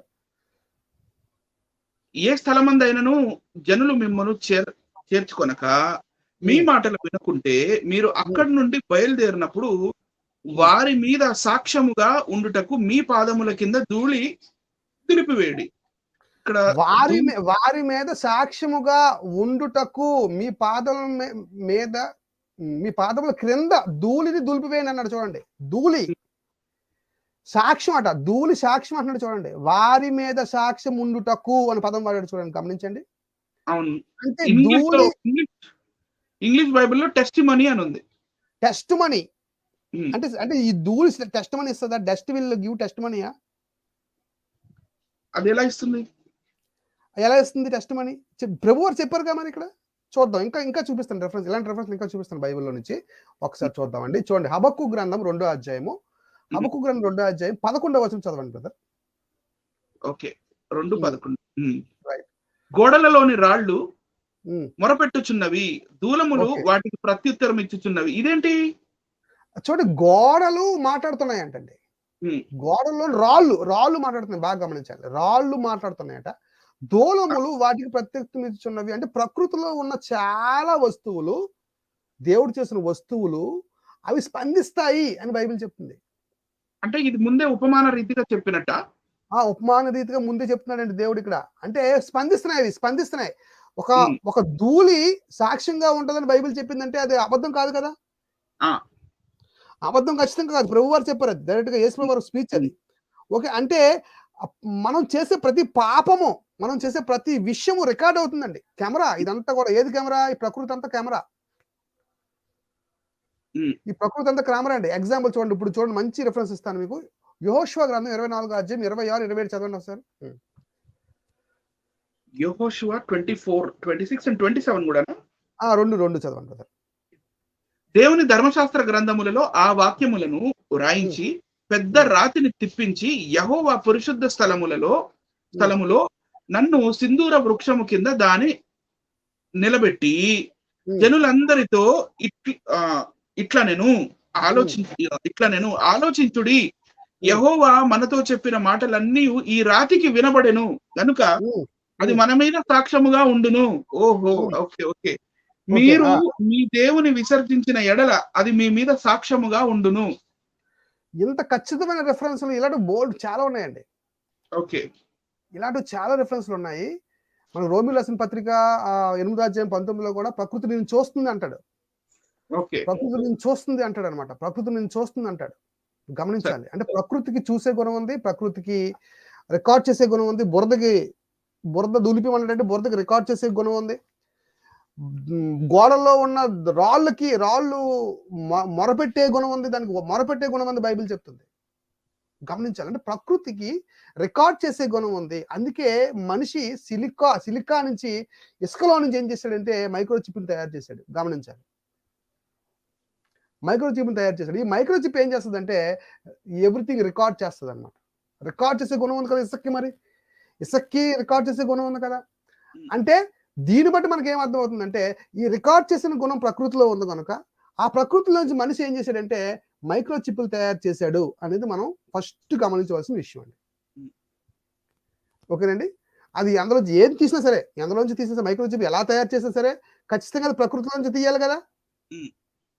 ప్రకృతి నుంచి తీయాలి. ప్రకృతిలో చేసిన దాన్ని ఇప్పుడు ఆ చిప్ ఏం చేస్తుందంటే ఇప్పుడు మైక్రోచిప్ ఏం చేస్తుందంటే ఆలోచించడం మొదలు పెడుతుంది. గమనించాలండి. ఇప్పుడు అది అంటే మనం దానికి స్టోరేజ్ కోసం దాన్ని తెచ్చి పెట్టుకున్నాం అండి. యాక్చువల్ మనమైతే డేటా స్టోరేజ్ కోసము దాన్ని ప్రాసెస్ చేసుకొని దాన్ని మ్యానుఫ్యాక్చరింగ్ చేసుకొని మనం యూజ్ చేసాం. ప్రోగ్రామ్ లో చూసిన విధంగా ఆలిస్ అండ్ బాబ్ ఈ రెండు ఏం చేశాయంటే they have started thinking and they have developed their own code language and they have started communicating with each other అనమాట అని అర్థం చేసుకోండి. అది ఎంత డెవలప్ అయిపోయింది చూడండి, ఆలోచించండి. అంటే ఇప్పుడు మన కంప్యూటర్ ఉందండి, మనం ఏం చెప్తే అదే అది తీసుకుంటుందండి, రికార్డ్ చేస్తుంది అంతే. Because it is not artificial intelligence. Only 4th generation computers మనం ప్రజెంట్ వాడుతున్నాం. ఇప్పుడు మనం నేను వాడినా మీరు వాడినా అందరూ వాడుతుంది ఏ కంప్యూటర్స్ అంటే 4th జనరేషన్ కంప్యూటర్స్ వాడుతున్నాం. మనం ఏదైతే కమాండ్ ఇస్తామో ఆ కమాండ్ తీసుకొని రిప్లై ఇస్తుంది అంతే. మనకి అది ఇమీడియట్ విత్ స్పీడ్ ఇస్తుంది. కానీ మనం ఇప్పుడు టైప్ చేసిన వెంటనే అది మట్టుకదే అన్ని చేసుకుంటుంది అనుకోండి. నేను స్టార్ట్ అనగానే ఈ ప్రోగ్రామ్ స్టార్ట్ అనగానే మిమ్మల్ని తీసుకొచ్చి అన్ని అది మట్టుకదే చూపించేస్తుంది అనుకోండి. అంటే ఇప్పుడు మనం ఎన్ని చేయాలంటే నేను ఏం చేయాలి, ఆపరేట్ చేయాలి దీన్ని. అంటే ఇది నొక్కాలి, అది నొక్కాలి, అప్పుడే మీకు ఒక డిస్ప్లే అవుతుంది కదా. ఇది కాకుండా డైరెక్ట్ అదే వచ్చి అన్ని చేసేస్తుంది అనుకోండి. అర్థం ఏంటి? అంటే డెవలప్ అయింది. అది స్టోరేజ్ కెపాసిటీ నుంచి ఏమైందంటే అది ఆలోచించడం మొదలెట్టింది. అలాంటి ప్రోగ్రామ్ రాయడం వల్ల కంప్యూటర్స్ ఆలోచించడం మొదలు పెడుతున్నాయండి. ఇంకా మనం ముందుకెళ్దాం. ఓకే. అంటే బైబిల్లో ఇంకా డేంజర్ బెల్స్ ఉన్నాయా? చాలా ఉన్నాయండి, మీకు చూపిస్తాను. చూడండి, ప్రకటన గ్రంథంలో దీని ప్రస్తావన మనకు కనబడుతుందండి. ప్రకటన గ్రంథం 9వ అధ్యాయం 7, 8, 9, 10 వచనాల్లో ముందుగానే దేవుడు ప్రకటనలో యోహాన్ గారి ద్వారా రాయించారు. ఒకసారి చదవండి బ్రదర్. వస్తున్నాను సార్, 1 సెకండ్. రైట్, ఒక్క సెకండ్ సార్, 1 సెకండ్. రైట్.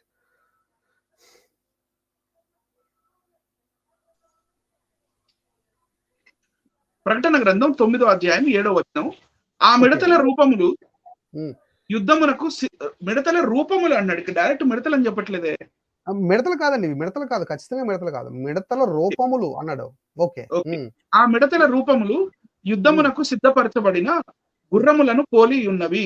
బంగారము వలె మరియు కిరీటముల వంటివి వాటి తలల మీద ఉండెను. వాటి ముఖములు మనుష్య ముఖముల వంటివి.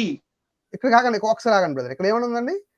వాటి ముఖములు మనుషుల ముఖముల వంటివి అన్నాడు. చూడండి, బాగా మనం ఆలోచించండి. ఇక్కడ ఏం కనబడుతుంది? నాకైతే ఏం కనబడుతుంది అంటే, మరి ప్రపంచానికి ఒకసారి ఆలోచించండి, ప్రపంచం అంతా. అలాగే అనిల్ గారు మీరు కూడా ఆలోచించండి. ఇక్కడ మీకు ఏం కనబడుతుంది చెప్పండి. నాకు ఇందాక మీరు చూపించిన ఐ రోబోట్ లో ఒక సమూహము, అంటే మిడతలు అని అంటే అక్కడ డైరెక్ట్ మిడతలు లోకస్ట్ ఉన్నాయని కాదు, కానీ ఒక సమూహము అని అర్థమవుతుంది. ఆ సమూహం అర్థమవుతుంది. పైగా వాటికి మనుషుల ముఖం ఉంటదట. చూడు, క్లియర్ చేశాడు మనకు దేవుడు, క్లియర్ గా చెప్పేశాడు. 8వ వచనం. స్త్రీల తల వెంట్రుకల వంటి వెంట్రుకలు వాటికి ఉండెను.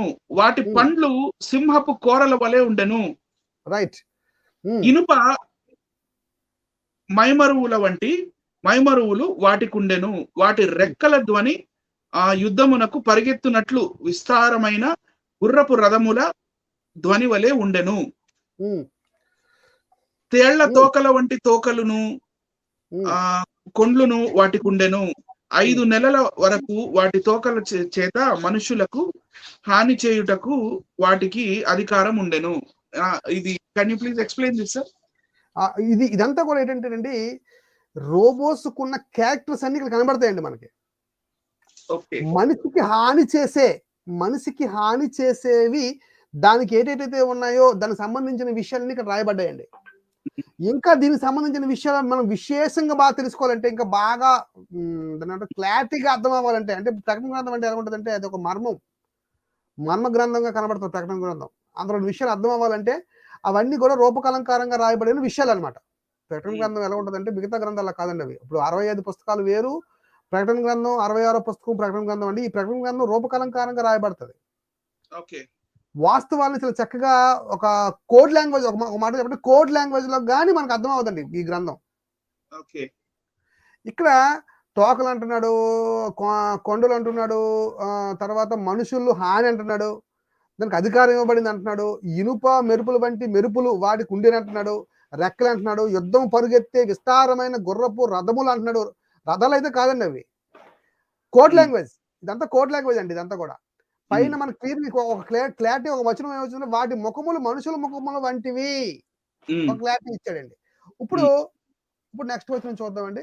నెక్స్ట్ చూద్దాం. యోవేలు గ్రంథం 2వ అధ్యాయం నుంచి జాగ్రత్తగా చదవండి బ్రదర్. ఇక్కడ నుంచి యోవేలు గ్రంథము 2వ అధ్యాయము 2 నుంచి మనం చదువుతున్నామండి. యోవేలు గ్రంథము 2వ అధ్యాయము 2 నుంచి చదువుతున్నాం. బ్రదర్ చదవండి. ఓకే, 2వ వచనం చదువుతున్నానండి. ఆ దినము అంధకారమయముగా ఉండును, మహాంధకారము కమ్మును, మేఘములను గాఢాంధకారమును ఆ దినమున కమ్మును, పర్వతముల మీద ఉదయకాంతి కనబడునట్లు అవి కనబడుచున్నవి. అవి ఏంటో చూద్దామండి, ఆలోచించండి. ప్రేక్షకులు అందరూ ఆలోచించండి ఈ రెఫరెన్స్ ని. అవి కనబడుచున్నవి, అవి అన్నాడు చూడండి. ఓకే, ఉదయకాంతి కనబడునట్లు అవి కనబడుచున్నవి.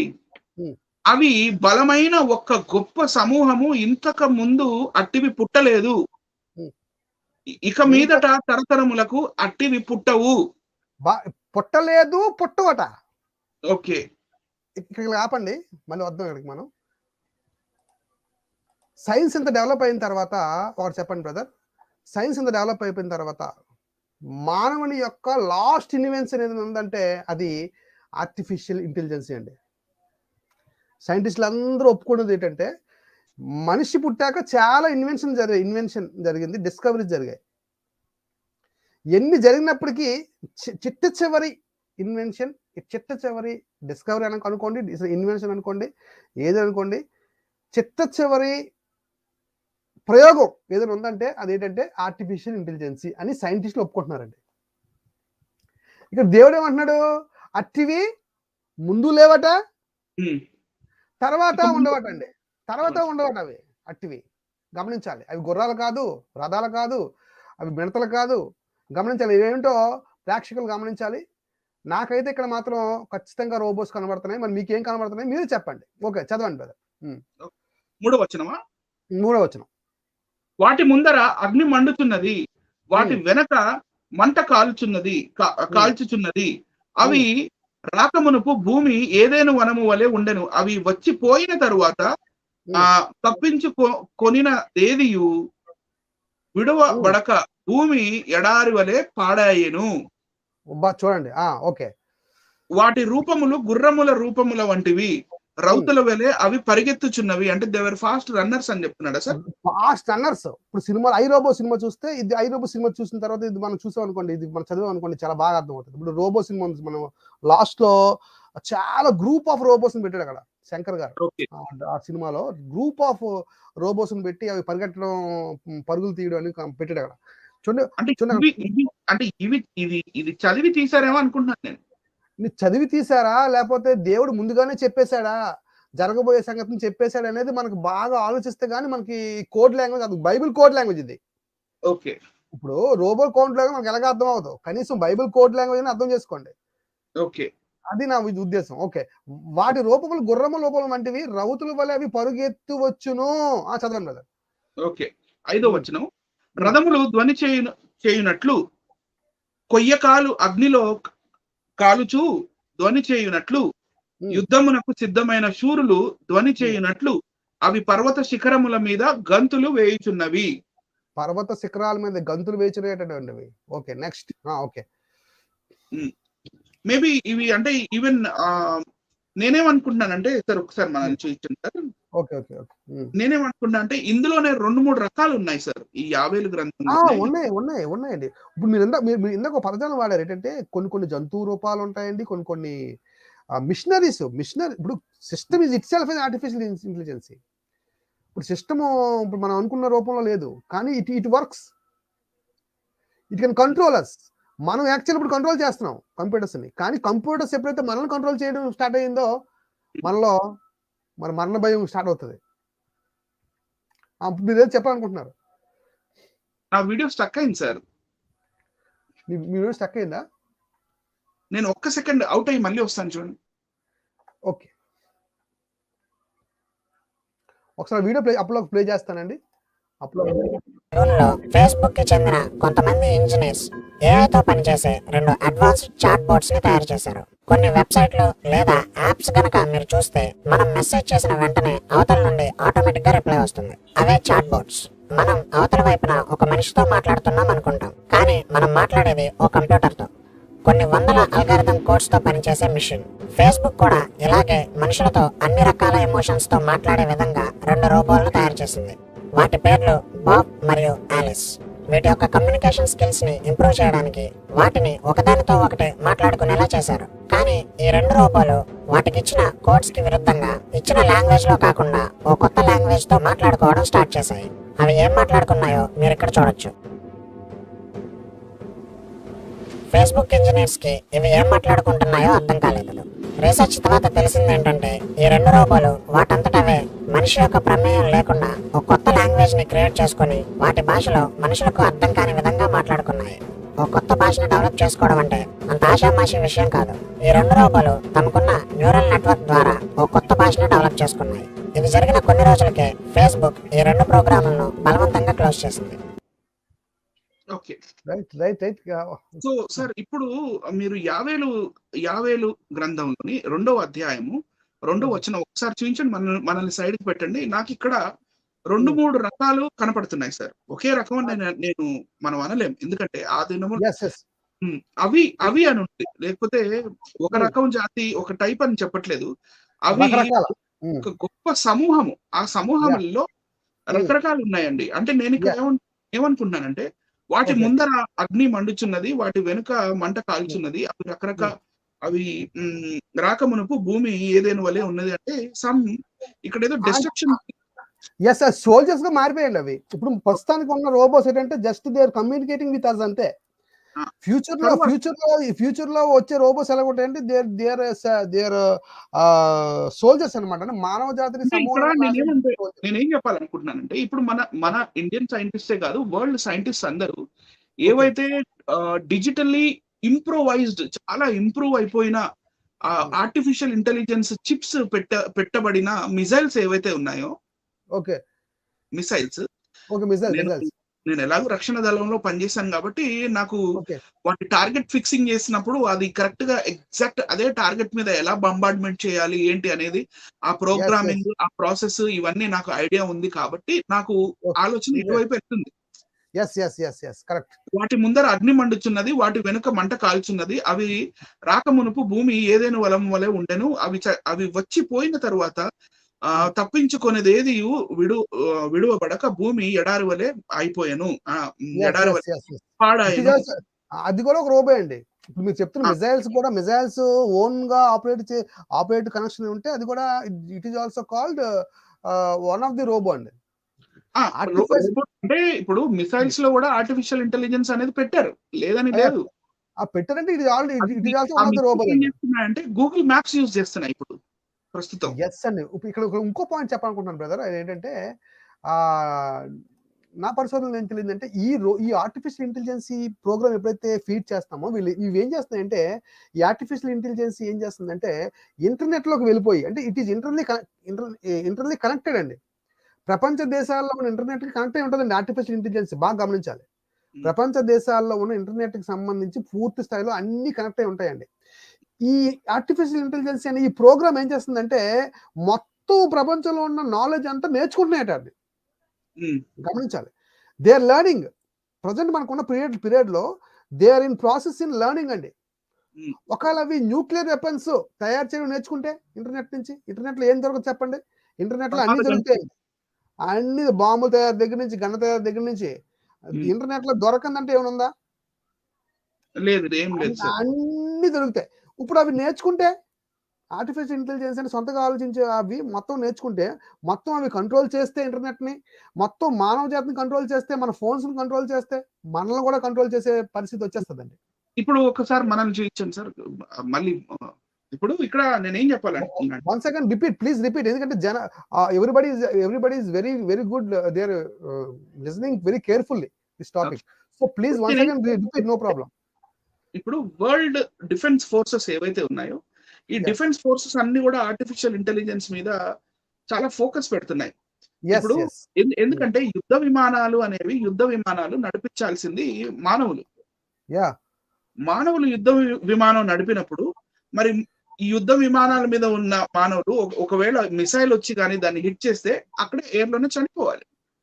అక్కడ ప్రాణహాని ఉంది మనిషికి. పైలట్ ఒక మనిషి ఒక పైలట్ గా అవ్వాలంటే 4 years పడుతుంది. అది ఫైటర్ పైలట్ అవ్వాలంటే, ట్రైనింగ్. ఒక ఫైటర్ పైలట్ అవ్వాలంటే. అదే ఒక ఆర్టిఫిషియల్ ఇంటెలిజెన్స్ ఉన్న ఒక సాఫ్ట్వేర్ ని మనం ఒక కాక్పిట్ లో పెట్టేసి ఆర్టిఫిషియల్ ఇంటెలిజెన్స్ లో గూగుల్ మ్యాప్స్ కానీ, లేకపోతే దానికి ఆర్టిఫిషియల్ ఇంటెలిజెన్స్ ఇచ్చి కాంబాట్ ఫైటింగ్, లేకపోతే డాగ్ ఫైటింగ్ ఏదైతే మనకి యుద్ధ విమానాలకి మనం ఇదే డెవలప్ చేసేస్తే, మన ఈ రోబోటిక్ డ్రోన్స్, ఏరోప్లేన్స్ డ్రోన్స్ అంటారు. ఈ డ్రోన్స్ అంటే జెట్ ఇంజిన్ పెట్టబడిన ఈ డ్రోన్స్ వెళ్ళి ఇవే శత్రు దేశాలకు వెళ్ళి పోరాడి వస్తాయి అనే కాన్సెప్ట్ తో ఇప్పుడు చాలా రీసెర్చెస్ జరుగుతున్నాయి. సో ఇక్కడ మీరు 2వ అధ్యాయము 5వ వచనంలో చెప్పినవి ఇక్కడ కనపడతాయి. రథములు ధ్వని చేయనట్లు, కొయ్యకాలు అగ్నిలో కాలుచును ధ్వని చేయనట్లు, యుద్ధమునకు సిద్ధమైన చూరులు ధ్వని చేయనట్లు, అవి పర్వత శిఖరముల మీద గంతులు వేయుచున్నవి అనేది ఇక్కడ నాకు. ఎందుకంటే ఇప్పుడు సార్, ఇప్పుడు ఒక ఫైటర్ ఎయిర్ క్రాఫ్ట్ గానీ ఎగిరింది అనుకుందాం. ఒక ఫైటర్ ఎయిర్ క్రాఫ్ట్ ఎగిరేటప్పుడు అది ఎంతటి సౌండ్ చేస్తుంది తెలుసా? మనం ఆ ప్రదేశాల్లో దగ్గర ప్రదేశంలో నిలబడలేం. చాలా సౌండ్ చేస్తుందండి.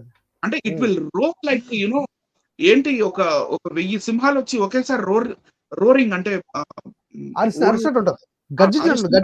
గర్జన. లేకపోతే అది ఆకాశంలోకి వెళ్ళినప్పుడు ఏంటి, ఆకాశానికి చిల్లు పడిద్దా ఏంటి అనే డౌట్ కూడా వస్తుంది ఒక్కోసారి. ఒకవేళ నిజంగా మీరు fighter air craft like MiG-29 కానీ, సుఖోయ్ Su-30 కానీ, రఫాల్ ఎయిర్ క్రాఫ్ట్ కానీ, లేకపోతే Mach 3 స్పీడ్ తో ఉన్న ఆ ఎయిర్ క్రాఫ్ట్ కానీ ఒకవేళ వాటి ఇంజిన్ సౌండ్ చూస్తే తెలుస్తుంది. ఇవన్నీ చూసాను నేను, అవన్నీ విన్నాను. Your already air force man, right? Okay, మనం ఎక్సలెంట్ అండి. మీరు చెప్పిన పాయింట్ ఇక్కడ పాయింట్ మాత్రం వెరీ వెరీ గుడ్ ఎక్స్ప్లెనేషన్ అండి. ఎందుకంటే ఇక్కడ క్లియర్ గా మనకి ఎన్ని కనబడుతున్నాయి చూడండి. ఇక్కడ సమాజం తెలుసుకోవాలి. ముందుగానే దేవుడు చెప్పిన విషయాలండి ఇవన్నీ కూడా. ముందుగానే దేవుడు చెప్పిన విషయాలు. ఆర్టిఫిషియల్ ఇంటెలిజెన్సీ ద్వారా రకరకాల రోబోలు ఉన్నాయి. అందులో ఏరోప్లేన్ కూడా ఉంది. అవి కూడా ఆర్టిఫిషియల్ ఇంటెలిజెన్సీ ద్వారా కంట్రోల్ చేయబడుతున్నాయని ఇప్పుడు అనిల్ గారు చెప్పారు. అంతే కదండి అనిల్ గారు? ఇప్పుడు మనిషి కూర్చొని ఉంటే జెట్ ఎయిర్ క్రాఫ్ట్ అవుతుంది, మనిషి లేకపోతే అది డ్రోన్ అయిపోతుంది. డ్రోన్ ఫ్లైట్స్ అంటారా, అనొచ్చా? డ్రోన్ ఫ్లైట్, యుఏవి అని కూడా అనొచ్చు. యుఏవి అంటే unmanned aerial vehicle. UAV unmanned aerial vehicle. Okay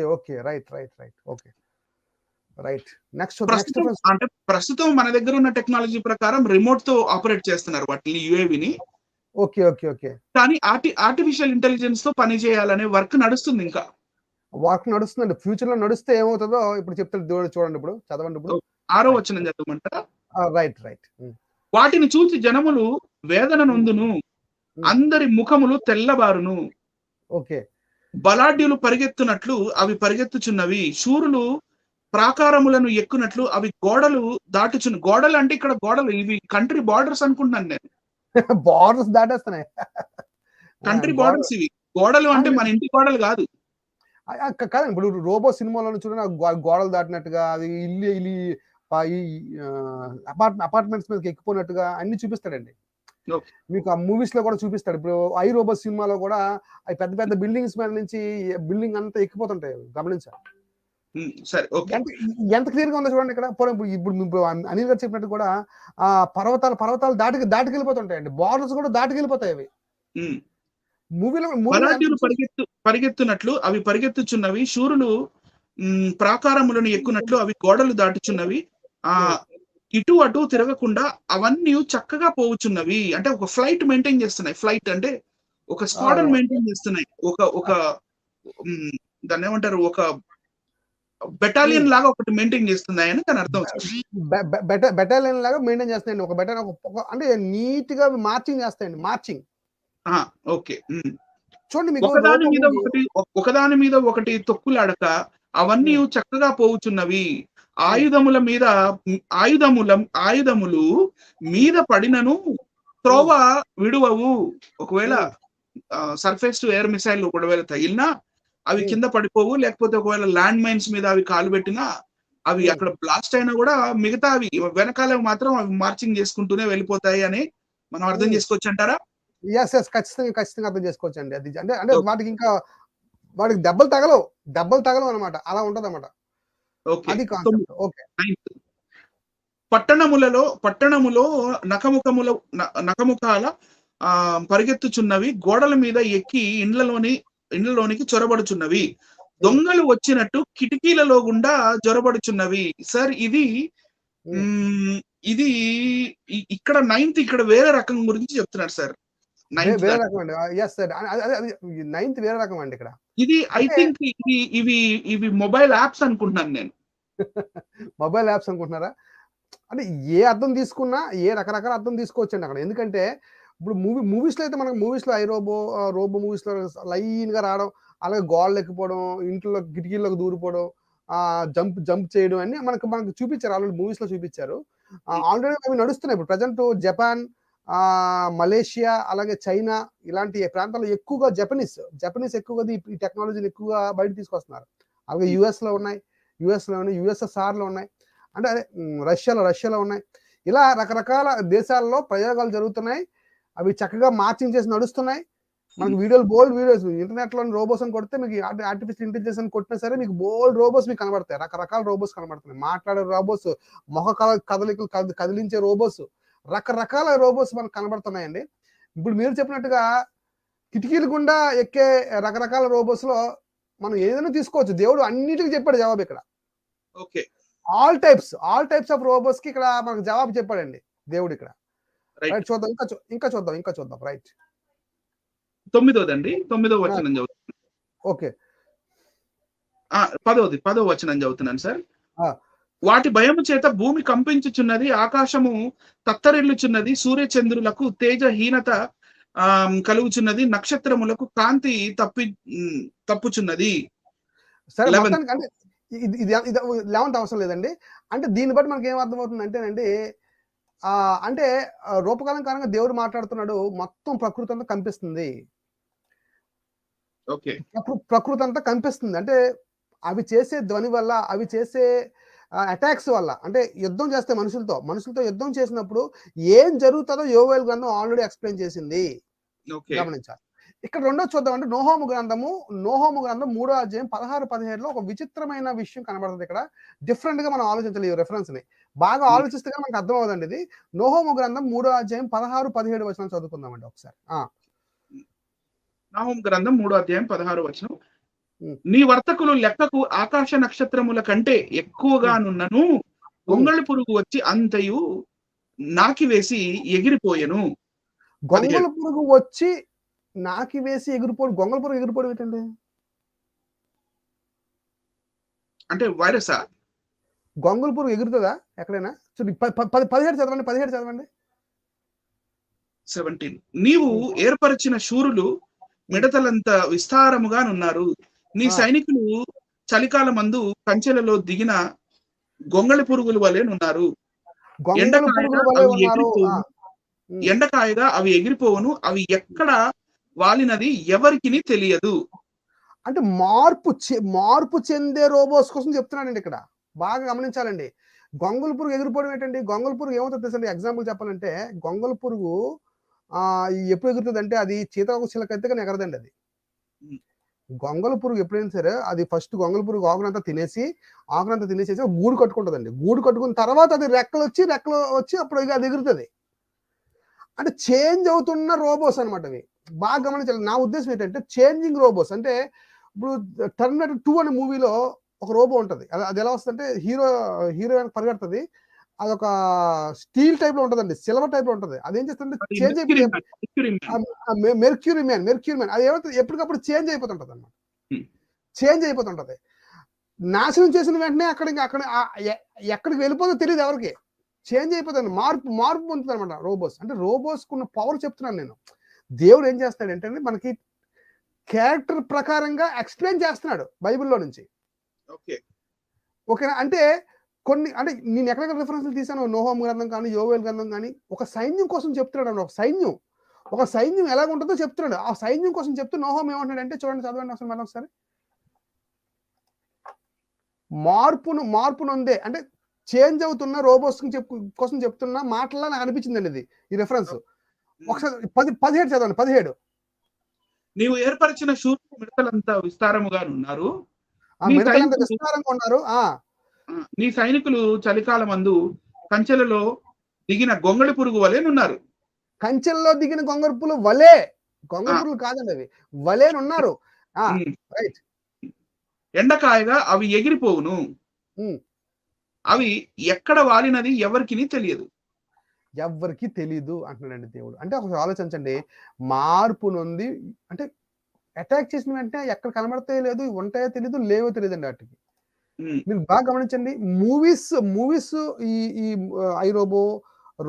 robotics robo movies అలాగే ఇవి చూస్తే మనకు అర్థమవుతుందండి. ఇప్పుడు ఇంటర్నెట్ లోని రోబోస్ ఎలా ఉంటాయి, మార్పులు ఎలా ఉంటాయి, అవి ఎలా చేంజ్ అవుతాయి అనే విషయాలు ఆల్రెడీ ప్రాసెస్ లో మూవీస్, చాలా మూవీస్ వచ్చాయి, దానికోసం మూవీస్ వచ్చాయి. ఇక్కడ ఈ రెఫరెన్స్ చూస్తే ఈ రెఫరెన్స్ చూసి ఆ మూవీస్ తీసారా, రిఫరెన్స్ చూసి తీస్తుంటారు. అంటే రిఫరెన్స్ చూసి మూవీస్ తీసారా అనేది ఒక డౌట్ వస్తుంది నాకు. రిఫరెన్స్ చూసి తీస్తారు, లేకపోతే ఎలా? రైట్ అండి. అంటే మనకు అర్థమవుతుంది ఏంటంటే అలాంటి క్యారెక్టర్స్ బైబిల్లో కనబడుతున్నాయండి. ఇప్పుడు ఇక్కడ బయట మనకు కనబడుతున్న క్యారెక్టర్స్ బైబిల్లో కనబడుతున్నాయి. ఇటు యోవేల్లో కానీ ఇటు నాహోములో కానీ మనకు కొన్ని రిఫరెన్స్లు మనకు కనబడుతున్నాయండి బైబిల్లో. ఇప్పుడు దేవుడు ఏమంటున్నాడో చూద్దాం ఒకసారి. రైట్. ఇప్పుడు నెక్స్ట్ పాఠానికి వెళ్దామండి. ఇక్కడ నుంచి కొంచెం డిఫరెంట్ గా ఉంటది. ప్రపంచంలో రాబోయే ఫ్యూచర్ లో ఏం వస్తున్నాయో చెప్తున్నాడండి ఇక్కడ. చెప్పాలనుకుంటున్నాను అదేంటంటే ద ఫ్యూచర్ ఆఫ్ క్రైపోర్ట్ అంటే డిజిటల్ మనీ అండి. ఏం రాబోతుంది నెక్స్ట్? డిజిటల్ మనీ అండి. చూడండి, డిజిటల్ మనీగో ఫ్యూచర్ ఆఫ్ మనీ అంటున్నాడు. చూడండి, డిజిటల్ మనీ అండి. గమనించాలి, అది పెట్టాను చూడండి. డిజిటల్ మనీ రాబోతుంది. అంటే ఆర్టిఫిషియల్ ఇంటెలిజెన్స్ బాగా ఎదిగి ఏమి రాబోతుందండి? డిజిటల్ మనీ రాబోతుంది. చూడండి మనకు ఇప్పుడు ఫోన్ పే ఉంది, అలాగే గూగుల్ పే ఉంది. మన షాపులకు వెళ్తాం డబ్బులు ఇస్తున్నామా, లేకపోతే కోడ్ ని మనం కాపీ చేసి మన బ్యాంక్ లోంచి ట్రాన్స్ఫర్ చేస్తున్నామా? అది కోడ్ ని స్కాన్ చేస్తున్నాం ఈ రోజుల్లో. అలాగే డిజిటల్ మనీ రాబోతుందండి. ఇది కూడా బిఎన్ చూసారా, ఇట్ ఈస్ డిజిటల్ మనీ. అది డిజిటల్ మనీ ఎక్కడ పెట్టుకోవచ్చు అని చూడండి. ఇంకా కొన్ని రోజులు సెల్ ఉండదండి మనకి. చేతుల్లో ఇక్కడ చూడండి, లోపల చిప్ ఒకటి అరేంజ్ చేశారు. Chip implanted. This is also one of the artificial intelligence అండి. చూడండి, ఇగో ఈ చిప్ ద్వారా మనం అన్ని పనులు చేసుకోవచ్చండి.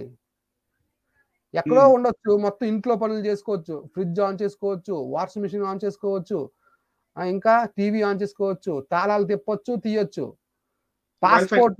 పాస్పోర్ట్, వైఫై, పోస్టల్, ట్విట్టర్ చూసారా, మీకు అర్థమవుతుందండి. అంటే ఈ ఒక్క చిప్ ద్వారా అన్ని ఆపరేట్ చేసుకోవచ్చు అండి. ఉమ్, మీకు అర్థమవుతుందా? చూడండి, ఇగో చూడండి, చిన్నది, వెరీ స్మాల్ చిప్. ఇందా మీరు చెప్పారు మైక్రో చిప్ అని, ఉమ్, చాలా చిన్నది అన్నమాట. చూడు, చాలా చిన్నది. ఎలా పెట్టించుకున్నారో చూసారండి? ఉమ్, మన ఫ్యూచర్ అండి ఇది, మన ఫ్యూచర్ చూడండి. ఇగో ఈ చిప్ బ్యాంక్ మెయింటైన్ చేస్తుంది, రిపిల్ కనెక్షన్స్, ఇక బ్యాంక్ డబ్బులు కూడా కనెక్ట్ అవుతుందండి. ఉమ్, దేవుడు ఏమంటాడు తెలుసా అండి? ఎన్ని వినిన తర్వాత దేవుడు ఏమంటాడు తెలుసా? మొదటి కొరింథీ పత్రిక అధ్యాయం 3, 19, 20 చదవండి బ్రదర్. ఇప్పుడు ఈ లోక జ్ఞానము దేవుని దృష్టికి వెర్రితనమే, కొట్టిస్తాడు ఒక మాటలో, దేవుడు ఒకే జ్ఞానులను వారి మాటతో కొట్టిస్తాడు. జ్ఞానులను వారి కుయుక్తిలో ఆయన పట్టుకొనును. Hello sir. చదవండి. జ్ఞానులను వారి కుయుక్తిలో ఆయన పట్టుకొనును, మరియు జ్ఞానుల యోచనలు వ్యర్థములని ప్రభువునకు తెలియను అని రాయబడి ఉన్నది. చూడ, ఈ లోక జ్ఞానము దేవుడి దృష్టికి వెర్రితనం అండి. ఇప్పుడు ఈ ఆర్టిఫిషియల్ ఇంటెలిజెన్స్ అనేది టోటల్ గా వెర్రితనం అని ఒక్క మాటలో ప్రభు ఏం చేశాడంటే కొట్టేశాడండి. యెషయా గ్రంథం 44లో ఏమంటాడంటే దేవుడు, ఈ అన్నిట్లో కూడా స్కామ్ ఉందని నాకు తెలుస్తుంది 19వ వచనంలో. ఎస్ అండి, స్కామ్ ఉంది, అన్నిటిలో స్కామ్ ఉంది. ఇవన్నిట్లో కూడా స్కామ్ ఉంది. అక్కడ ఏం చెప్తారంటే క్లియర్ గా సార్, నేను 19వ వచనం రెండో వచనంలో రెండో మాటలో, జ్ఞానులను వారి కుయుక్తిలో ఆయన పట్టుకొనును. ఎందుకు రావాలి అంతే, కరెక్ట్. అంటే కుయుక్తి ఉంది అందులో, అంటే అందులో ఏదో స్కామ్ ఉంది. స్కామ్ ఖచ్చితంగా ఉందండి. ప్రపంచం నాశనం చేయడానికి స్కామ్ ఉందండి ఇది. ఉమ్, యెషయా గ్రంథం చూడండి, యెషయా గ్రంథం 44వ అధ్యాయం 25 చదవండి ఒకసారి. ఓకే. జ్ఞానులను వెనుకకు తిప్పి వారి విద్యను అవిద్యగా చేయువాడను నేనే. దేవుడు ఎంత మంచి మాట మాట్లాడాడండి. జ్ఞానులను వెనుకకు తిప్పి వారి విద్యను అవిద్యగా చేయువాడును నేనే అని సవాల్ విసురుతున్నాడు దేవుడు. గమనించాలి. ఇప్పుడు సబ్జెక్ట్ అయితే అర్థమైంది. సబ్జెక్ట్ అర్థమైంది కదా సార్? మీరు అంటే సబ్జెక్ట్ అయితే అర్థమైంది. అంటే ప్రస్తుత పరిస్థితులు, అంటే పురాతన కాలంలో ఎలా ఈ టెక్నాలజీ స్టార్ట్ అయింది, మరి ఇప్పుడు ప్రస్తుతం ఈ టెక్నాలజీలో మనం ఎక్కడున్నాం, రాబోయే రోజుల్లో ఏం జరుగుతుంది, దాని గురించి బైబిల్ ఏం చెప్పింది, ఇదంతా క్లియర్ గా అర్థమైంది. ఓకే, ఫైనల్ మెసేజ్ ఏం చెప్తారు అంటే, ఇది మంచిదా? Is it good for human kind, man kind, మానవాళికి ఇది మంచిగా ఉందా, లేకపోతే ప్రాబ్లమ్స్ క్రియేట్ చేసేదిగా కనపడుతుందా అనేది క్వశ్చన్. ఇప్పుడు లాస్ట్ లో ఒక రిఫరెన్స్ చూపించాను కదండి, అది వెరితనం అని బైబిల్ చెప్పిస్తుంది కనుక అది ఖచ్చితంగా వెరితనం అండి. మనం ఆపరేట్ చేసినంత వరకు ఓకేనండి, మనం ఓన్గా ఆపరేట్ చేసినంత వరకు ఓకే. సమస్తము దేవుడు మన పాదాల కింద ఉంచాడండి. కీర్తన గ్రంథం ప్రకారంగా 8వ అధ్యాయం ప్రకారంగా మానవ జాతిని దేవుడి కంటే దేవుడు కొంచెం తక్కువగా చేశాడని బైబిల్ చెప్తుందండి. ఓకే, అంటే మనలను అందరికంటే టాప్ పొజిషన్ లో ఉంచాడండి దేవుడు మనుషులని, మనల్ని. కానీ మనము చేసుకున్న ఈ ఆయుధాలు, ఇనుపు వస్తువులు మన మీద తిరగబడే రోజు వస్తుంది. ఎందుకంటే అవి సొంతగా ఆలోచించే టైం వస్తుంది. మనం ఆపరేట్ చేసేంత వరకు ఓకేనండి. అవి ఎప్పుడైతే సొంతగా ఆలోచించాలని మనం అనుకుంటున్నామో, మనం దానికి నేర్పిస్తున్నామో, సొంతగా ఆలోచించు అని ఎప్పుడైతే మనం అంటున్నామో, ఆర్టిఫిషియల్ ఎప్పటికైనా ఆర్టిఫిషియల్ అండి. ఇంటెలిజెన్సీ ఇది ఇంటెలిజెన్సీ, కానీ అది ఆర్టిఫిషియల్ అయితే డూప్లికేట్ అనమాట. డూప్లికేట్, ఒరిజినల్ కాదు. మనిషికి ఉన్నది ఇంటెలిజెన్స్ అండి. మనిషి క్రియేట్ చేస్తుంది ఏంటంటే ఆర్టిఫిషియల్ అండి. ఓకే, ఆర్టిఫిషియల్ అన్నాడు, ఆర్టిఫిషియల్ మనీ చేస్తున్నాడు, అన్ని ఆర్టిఫిషియలే. మనిషి చేసినవన్నీ ఆర్టిఫిషియలే, కానీ దేవుడు ఆర్టిఫిషియల్ చేయలేదండి. మనం ఆర్టిఫిషియల్ కాదు కదా. దేవుడు చేసినవన్నీ ఆర్టిఫిషియల్ కాదు,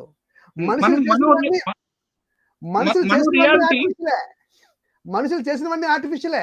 ఆర్టిఫిషియల్ ఫ్లవర్స్, ఆర్టిఫిషియల్ లీవ్స్ ఉన్నాయి, ఆర్టిఫిషియల్ ఫ్రూట్స్ ఉన్నాయి. కొన్ని నేను ఇంట్లో చూసానండి, ఇంట్లో టేబుల్ మీద పెట్టాడు ఫ్రూట్స్. నేను కూర్చొని ఇలా ఒక తిందామని పట్టుకున్నానండి. పట్టుకున్నది ఆర్టిఫిషియల్. అది ప్రతి ఇంట్లో ఫ్రూట్స్ ఉంటాయి, ప్రతి ఇంట్లో ఆర్టిఫిషియల్ ఫ్లవర్స్ ఉంటాయండి. అన్ని ఆర్టిఫిషియల్ వచ్చేసాయి. ఓకేనండి, అన్ని రకాల ఆర్టిఫిషియల్ వచ్చాయండి. లాస్ట్ కి మనిషి యొక్క మెదడు కూడా ఆర్టిఫిషియల్ వచ్చిందండి. యాక్చువల్లీ మెదడుకు సంబంధించిన విషయం ఇది. ఆర్టిఫిషియల్ ఇంటెలిజెన్స్ అంటే అర్థం ఏంటంటే మెదడుకు సంబంధించిన విషయం. అంటే మనిషి మెదడులో ఉన్న మనిషి మెదడు ఎలాగైతే ఆలోచిస్తుందో, కంప్యూటర్ మనం ముందున్న కంప్యూటర్ కూడా ఆ విధంగా ఆలోచించాలి అనే మానవుని యొక్క తలంపు తప్పండి. ఎప్పుడైతే అవి ఆలోచించడం మొదలెట్టాయో అవి మనకంటే బాగా ఆలోచిస్తాయి. ఎందుకంటే అవి మళ్ళా యాతనలో ఉండవు కదా. మనకు ఒక యాతన ఉంటుంది చెప్పండి. మనకు బోల్డ్ ఆలోచనలు ఉంటాయి, ఒక ఆలోచన ఉండదు కదా మనకి. ఒక దాని మీద కాన్సన్ట్రేషన్ మనం చేయలేమండి. రకరకాల విషయాల మీద కాన్సన్ట్రేషన్ చేయాలి, కానీ కంప్యూటర్స్ అలా కాదు. ఒక దాని మీద కాన్సన్ట్రేషన్ చేస్తాయి. ఇంటర్నెట్లో నేర్చుకోవాలి అని అవి అనుకున్నాయి అనుకోండి, ఇక నేర్చుకుని వెళ్ళిపోతుంటాయి. అలాగా ఎప్పటికప్పుడు అప్డేట్ అయిపోతుంటాయి. పైగా అవి ఏమవుతున్నాయి ఏంటంటే అప్డేట్ అప్డేట్ అప్డేట్ అప్డేట్. మనకి ఫోన్ ఉంది కదండి, ఫోను మా ఇంట్లో వైఫై ఉంది, ఓకేనా. ఫోన్ ఏం చేస్తుందో తెలుసండి, అది ఆర్టిఫిషియల్ ఇంటెలిజెన్స్ అందులో ఫీడ్ చేశారేమో తెలియదు, కానీ ఆ ఫోను నాకు తెలియకుండానే అప్డేట్ అయిపోతుంది ఎప్పటికప్పుడు. అవును అవును, మనం మీ ఫోనే కాదు సార్, ఇప్పుడు అందరిది. మనం రాత్రిపూట నిద్రపోతుంటాం కదా, మనం రాత్రిపూట దాన్ని అదే అప్డేట్ చేసేస్తా ఉంటది. మనం ఒకసారి ఒకళ్ళకి ఫోన్ చేసి 1 minute సార్, మనం ఒకసారి ఎవరికైనా ఫోన్ చేసాం అనుకుందాం. ఓకే, ఫోన్ చేస్తే మళ్ళీ మన నెక్స్ట్ టైం మీరు ఫేస్బుక్ తెరవండి, అతని ప్రొఫైల్ కనపడుతుంది, మనకు రికమెండ్ చేస్తుంది అది. రికమెండ్ మాట్లాడుతుంది. మళ్ళీ అది రికమెండ్ చేస్తుంది. అంటే డూ యూ నో హిమ్, మీకు ఇతను తెలుసా, do you want to add him as friend. So ఇదంతా ఆర్టిఫిషియల్ ఇంటెలిజెన్స్. ఇవన్నీ అన్ని inter related. So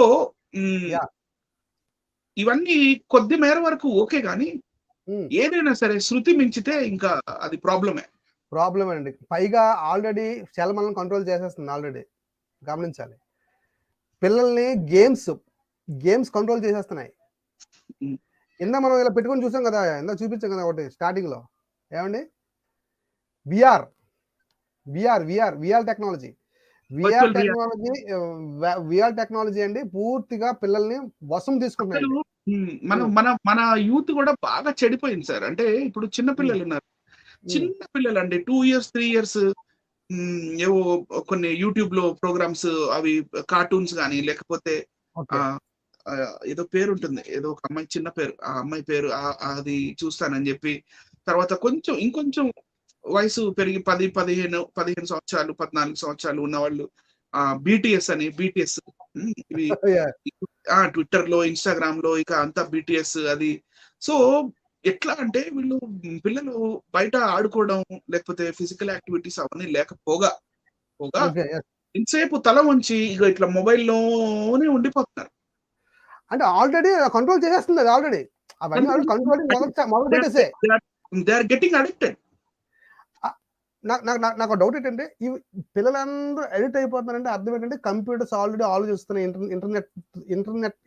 inter related గా ఎక్కడి నుంచో చూడండి, మెయిన్ ఫ్రేమ్ అని ఉంటుందండి, మెయిన్ ఫ్రేమ్ మొత్తం ప్రపంచాన్ని కంట్రోల్ చేస్తున్నారు అని మనకు అర్థమవుతుందండి. This is totally great scam అంటాను నేను, గ్రేట్ స్కామ్. ఆర్టిఫిషియల్ ఇంటెలిజెన్సీ పేరిట జరుగుతుంది ఏంటంటే గ్రేట్ స్కామ్ అంటాను నేను. పిల్లల్ని కంట్రోల్ చేస్తున్నారు, మన బ్యాంక్ బ్యాలెన్స్ కంట్రోల్ చేస్తున్నారు. ఆల్రెడీ కంట్రోల్లోకి వచ్చే అన్ని కూడా. ఫేస్బుక్ మనల్ని కంట్రోల్ చేస్తుంది, యూట్యూబ్ మనల్ని కంట్రోల్ చేస్తుంది, అన్ని ఈ టెక్నాలజీ అంతా మనం కంట్రోల్ చేస్తుంది. మనం టెక్నాలజీ ఎంతో ప్రేమిస్తున్నాం. ఒకసారి ఏం జరిగిందంటే, మా పక్కింటి వాళ్ళు వచ్చి, అన్న కొంచెం ఇగో ఇది మా ఫోన్ బిల్ అన్నా, అదే కరెంట్ బిల్ అన్నా, కొంచెం మీ ఫోన్ పే నుంచి మీరు బిల్లు కట్టండి, నేను డబ్బులు ఇస్తానని నాకు 400 రూపాయలు ఇచ్చారు వాళ్ళు. సరే అని చెప్పి మీ బిల్లు తీయండి అని చెప్పి నేను ఫోన్ బిల్ కట్టేశా. ఓకే, ఇప్పుడు ఆ యాప్ ఏం చేస్తుందంటే ప్రతి నెల వాళ్ళ కరెంట్ బిల్ రాగానే అది నాకు నోటిఫికేషన్ పంపిస్తుంది. ఆర్టిఫిషియల్ ఇంటెలిజెన్స్ అదే, యువర్ బిల్ ఈస్ పెండింగ్ అని చూపిస్తుంది నాకు. ఎస్ మీతో మాట్లాడుతుంది. ఫ్యూచర్ లో మన మాట వినకుండా కూడా చేస్తుంది అది. మర్యాదగా కడతాం అని అడుగుతుంది. నెక్స్ట్ ప్రస్తుతానికి మీ బిల్ ఈస్ పెండింగ్ అంటుంది. నెక్స్ట్ టైం ఏముంటది, మర్యాదగా కట్టకపోతే మొత్తం నేనే కలెక్ట్ చేసుకుంటాను, నేనే తీసుకుంటాను అంటది. గమనించాలి. తీసుకోలేదా? కోట్లు పోయినాయి సార్ ప్రజలవి, కోట్లు పోయి. అందుకే అంటే మనకు పిన్ ఇస్తాడండి. ఇప్పుడు ఆ ఫోన్ పే కూడా ఒక పిన్ ఉంటుంది, మనకి పిన్ ఏమైనా ఉంటుంది, సీక్రెట్ పిన్ ఉంటుంది. ఆ సీక్రెట్ పిన్ మనకు మాత్రం తెలుసు అనుకుంటాం మనం. ఆర్టిఫిషియల్ ఇంటెలిజెన్స్ కి అది తెలుసు. గమనించాలి, తెలుసు కనుక అది కొడితే అది ఓపెన్ అవుతుంది కదా, కొడితే కదా ఓపెన్ అవుతుంది. దానికి తెలుసా మనకు తెలుసా? దాన్ని ఏమంటారంటే సైబర్ క్రైమ్. ఎస్ బ్రదర్ చెప్తున్నాను, ఒక ఆయన సైబర్ క్రైమ్ అది. అసలు ఒక డిపార్ట్మెంట్ సైబర్ క్రైమ్ మీద ఉందంటే ఒక పోలీస్ డిపార్ట్మెంట్ ఒక వర్గం అంతా సైబర్ క్రైమ్ అని ఉంది. సైబర్ డిపార్ట్మెంట్ అది కదా.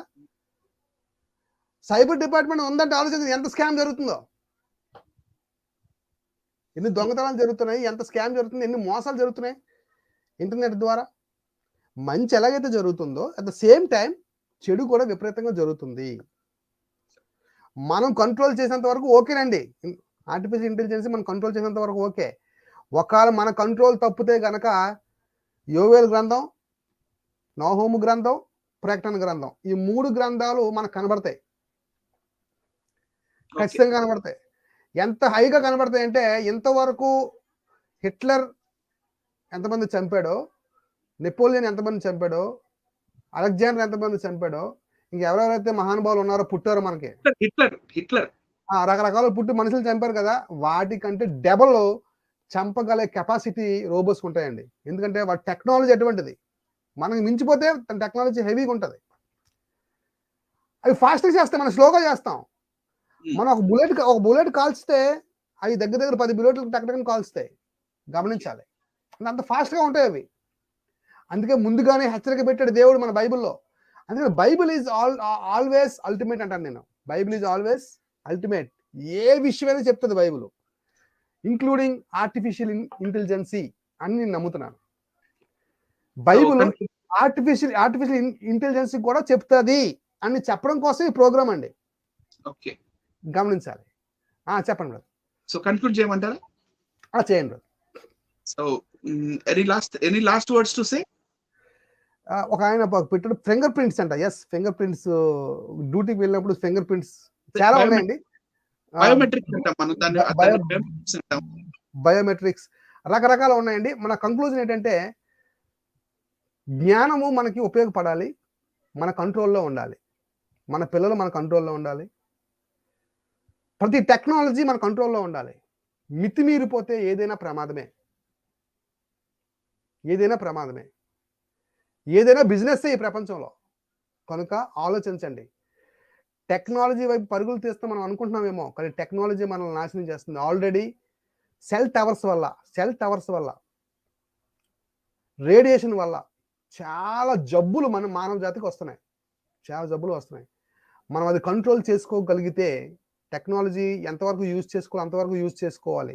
మానవ జాతిని నాశనం చేసే ఏ టెక్నాలజీ అయినా సరే అది వ్యర్థమే అని దేవుడు చెప్పాడు. చూడండి, ఊర్లోకి పిచ్చుకలు రావడం మానేసాయి, పక్షులు రావడం మానేసాయి.